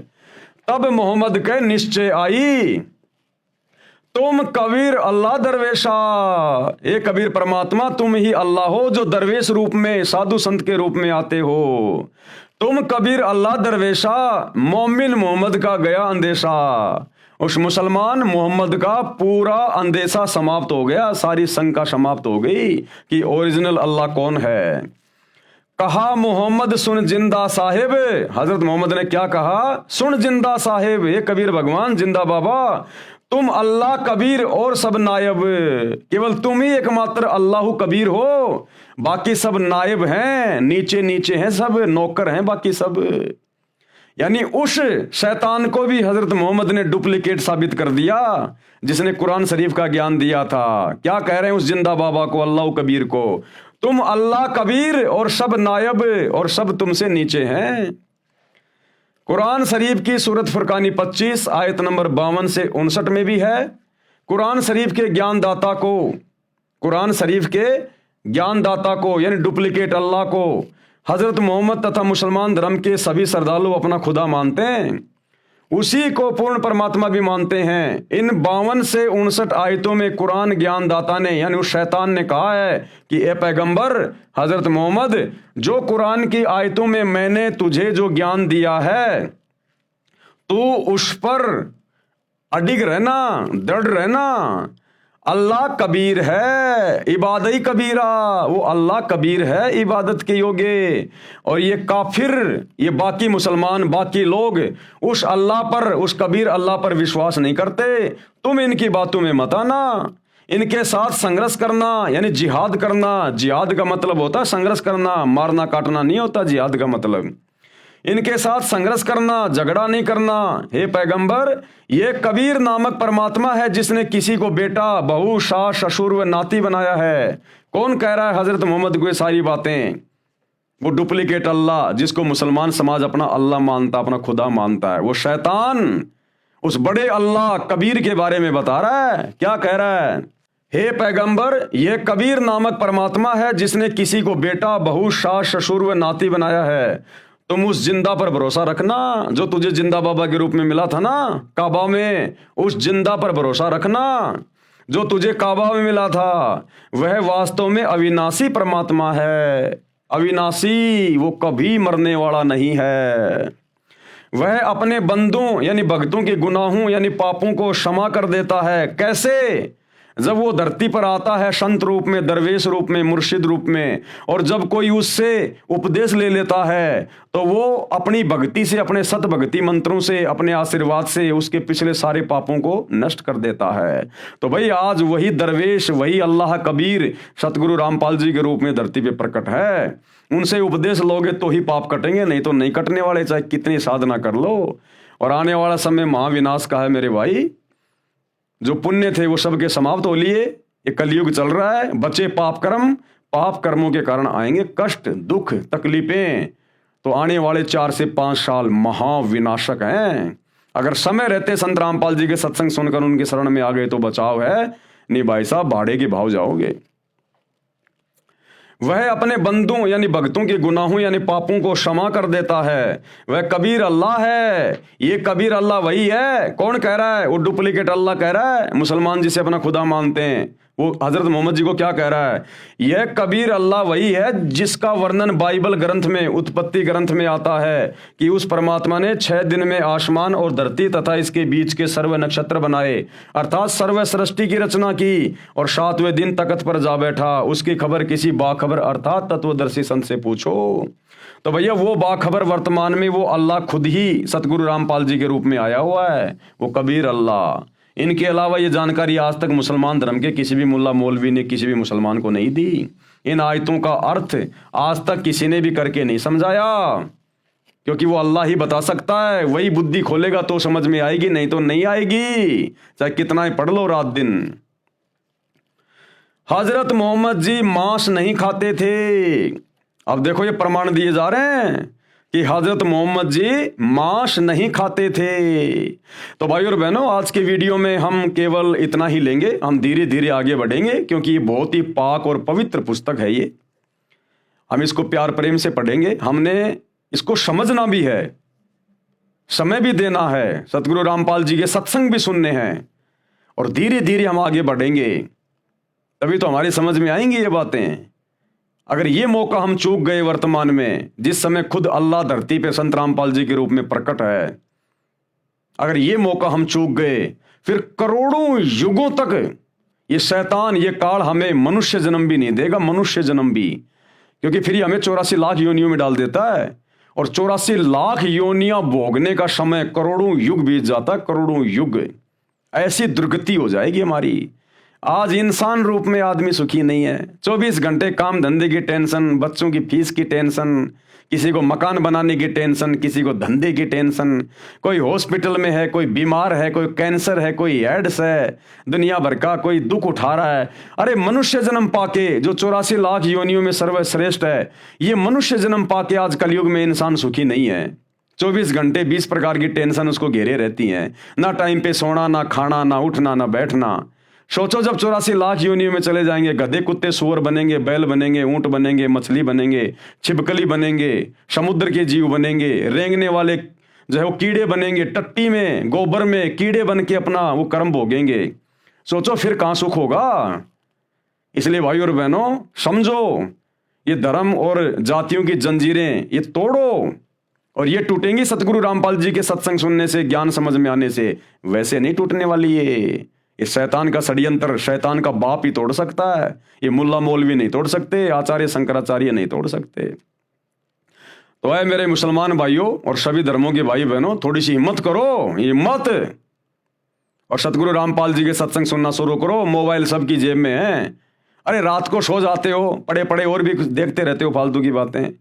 सतगुरु रामपाल जी के यूट्यूब पे सत्संग सुनो, सृष्टि रचना सुनो, मुसलमान धर्म में डॉक्टर जाकिर नाइक के साथ में उनकी डिबेट है वो सुनो। अरे देखो प्रमाण है। फालतू की वीडियो देखते रहते हो, शॉर्ट वीडियो, रील वगैरह, क्या मिलेगा तुम्हें? अश्लीलता आएगी तुम्हारे दिमाग में, तुम्हारे बच्चे बिगड़ेंगे, तुम्हारे विचार बिगड़ेंगे। अरे जैसा खाओगे अन्न वैसा होगा मन, जैसा पियोगे पानी वैसी होगी वाणी, और जैसी दृष्टि वैसी सृष्टि। तो जैसा देखोगे मोबाइल में गंदा, वैसा ही तुम्हारे विचार आएंगे, तुम्हारे पाप कर्म बढ़ेंगे। तो रात को जब सो जाओ ना, जब सोने जाओ अपने बेड पे, बिस्तर पे, अरे यूट्यूब पे जाके सर्च करो सृष्टि रचना संत रामपाल जी महाराज, डिबेट जाकिर नाइक वर्सेज संत रामपाल जी, और देखो ये तुम्हारे धर्म की ये पुस्तकें क्या कह रही हैं, सच्चाई क्या है जो आज तक कोई नहीं बता पाया। थोड़ा थोड़ा सुनना शुरू करो धीरे धीरे। ये शैतान सुनने नहीं देगा, शैतान सुनने नहीं देगा, लेकिन मन में ये धारणा करके कि हे अल्लाह, सब लोग आपकी इतनी महिमा गा रहे हैं कि आज आप धरती पे आए हुए हो, यदि वास्तव में आप धरती पे आए हुए हो संत रामपाल जी के रूप में, तो शैतान से मेरी बंधन छुड़वाओ, इस दज्जाल से, इस शैतान से, इस काल से मुझे मुक्त करो, कि मैं आपके सत्संग सुन सकूं, मेरे ऊपर रहम करो अरदास। फिर देखो तुम्हें समय देगा परमात्मा। इतनी अरदास करने मात्र से, और जिस दिन आप लोग उनके सत्संग सुनना शुरू कर देंगे, रोजाना अगर आधी घंटे भी सुनेंगे, भले कान में लीड लगा के सुनो, अगर कोई दूसरे मुसलमान से अगर आपको ये डर लगता है तो रात को सोते समय सुन लो। जिस दिन से आप मुसलमान भाइयों ने अगर सतगुरु रामपाल जी के सत्संग भी सुनने शुरू कर दिए और ये मांस खाना छोड़ दिया, उसी दिन देख लेना आपके काम धंधे में वो बरकत मिलेगी आपको, जो आप दिन रात थूक बिलो के भी लोगों के आगे हाथ जोड़ जोड़ के भी नहीं ले पा रहे। ये वो बरकत देना शुरू कर देगा ये परमात्मा। बस मांस खाना छोड़ो और संत रामपाल जी के सत्संग सुनो, और 1 महीना सत्संग सुनो, 1 महीना। उसके बाद तुम्हें लगे कि मैंने इनके शरण में जाना चाहिए तो ठीक है, नहीं तो भैया अपना वो काम करते रहो जो तुम कर रहे हो, तुम्हें कोई मना नहीं कर रहा। एक बार आजमा के तो देखो, प्रैक्टिकल तो देखो। अरे तुम्हारी क्या यारी दोस्ती रिश्तेदारी थी भाई, तुम्हारे माँ बाप ने जो भक्ति साधना की तुमने देखा, तुम भी वही करने लग गए। अगर कोई मुसलमान हिंदू धर्म में होता, भाई आजकल जैसे बहुत सारी लड़कियां हैं बच्चे पैदा करके छोड़ जाती हैं शादी से पहले। सोचो किसी मुसलमान धर्म की लड़की ने बच्चे पैदा करके किसी पार्क में छोड़ दिया और वो बच्चा कोई हिंदू ले गया अपने घर पे। वो पैदा हुआ मुसलमान धर्म की औरत से और आगे उसका पालन पोषण हुआ एक हिंदू परिवार में, तो वो लड़का तो वही करेगा जो हिंदू परिवार करेगा। वो लड़का तो वही सब कुछ करेगा जो वो हिंदू परिवार करेगा, वही भक्ति करेगा, वही सारा सब कुछ करेगा। तो जैसा आप लोगों ने अपने बाप दादा से, अपने पिताजी से, अपने परिवार में बचपन से देखा है, आप वही तो भक्ति करने लग गए। और आपको क्या पता था कौन अल्लाह है, क्या भक्ति है, क्या कुछ नहीं है। अगर आपके माता पिता मांस नहीं खा रहे होते तो आप भी नहीं खाते। आपके माता पिता जब से आपने आंख खोली वो मांस खाते हुए दिखाई दिए, तो आपके लिए तो हरी सब्जी हो गई मांस। तो थोड़ा सा अपने शास्त्रों को भी देखो भाई, माता पिता के हिसाब से चलने से बात नहीं बनेगी, थोड़ा शास्त्रों के हिसाब से चलो, क्योंकि भक्ति का विधान शास्त्रों में है, माता पिता के पास नहीं होता। तो एक बार शुरू करो सत्संग सुनना भाई और बहनों, नहीं तो बहुत बहुत भयंकर दुर्गति करवा बैठोगे, बहुत भयंकर यहां भी, और मरने के बाद तो शैतान 84 लाख योनियों में और नरक में डालेगा। वो किसी के साथ भेदभाव नहीं करता, वो हिंदू मुसलमान सिख ईसाई नहीं देखता, वो देखता है भक्ति और कर्म। और भक्ति और कर्म के मामले में पूरा मुसलमान समाज, पूरा हिंदू समाज डूबा हुआ है। तो हमारी प्रार्थना है, विनती आप लोगों से, इस पुस्तक के ऊपर अभी तक ये 5वां वीडियो है, तकरीबन 35-40 वीडियो बनेंगे। अगर आप देख लोगे, और खाली ये मेरे वीडियो देखने से बात नहीं बनेगी, सतगुरु रामपाल जी के सत्संग सुनना शुरू करो। उनकी आवाज में, उनके वचन में वो शक्ति है, वो पावर है। वो अंदर जाकर रिएक्शन करना शुरू करेगी उनकी आवाज। वो पूर्ण संत है, अल्लाह कबीर है, उनके वचन में पावर है, शब्द में। तुम्हारा हृदय परिवर्तन कर देगी, चेंज कर देगी। तभी तो तुम्हारे घर में, तुम्हारे धंधे में वो बरकत दिखाई देगी तुम्हें, जब उनके सत्संग सुनना शुरू करोगे। काम धंधे पे, अगर काम धंधा तुम्हारा जहां भी है, व्यापार बिजनेस दुकान, वहां अगर तुम सत्संग सुनोगे तो वहां तुम्हें बरकत मिलेगी। घर में सत्संग सुनोगे, तुम्हारे घर में जो है वो बरकत मिलेगी। कोई बीमार है वो स्वस्थ होना शुरू हो जाएगा। घर में लड़ाई झगड़ा है, धीरे धीरे ठीक होना शुरू हो जाएगा। एक बार शुरू तो करो, देखो तो सही, आजमा लो, क्या दिक्कत है। कोई पैसे थोड़ी लग रहे हैं, जेब में तुम्हारे मोबाइल है, खाली सत्संग सुनने यूट्यूब पे जाके एक बार देख लो, प्रैक्टिकल करके, महीना 2 महीना, कोई बात बने तो ठीक है, नहीं तो फिर ठीक है, काटते रहो अपने बकरे मुर्गे जैसा भी तुम कर रहे हो भाई। तो हमारी तो इतनी सी अरदास है, इतनी सी विनती है। तो आज के वीडियो में केवल इतना ही। कल रात्रि 8 बजे सभी भाई बहन फिर से लाइव जुड़िए। तब तक ये कबीर परमात्मा सतगुरु रामपाल जी भगवान हम सबको आज्ञा दें, इजाजत दें, आशीर्वाद दें। बंदी छोड़ अल्लाह कबीर सतगुरु रामपाल जी भगवान की जय हो।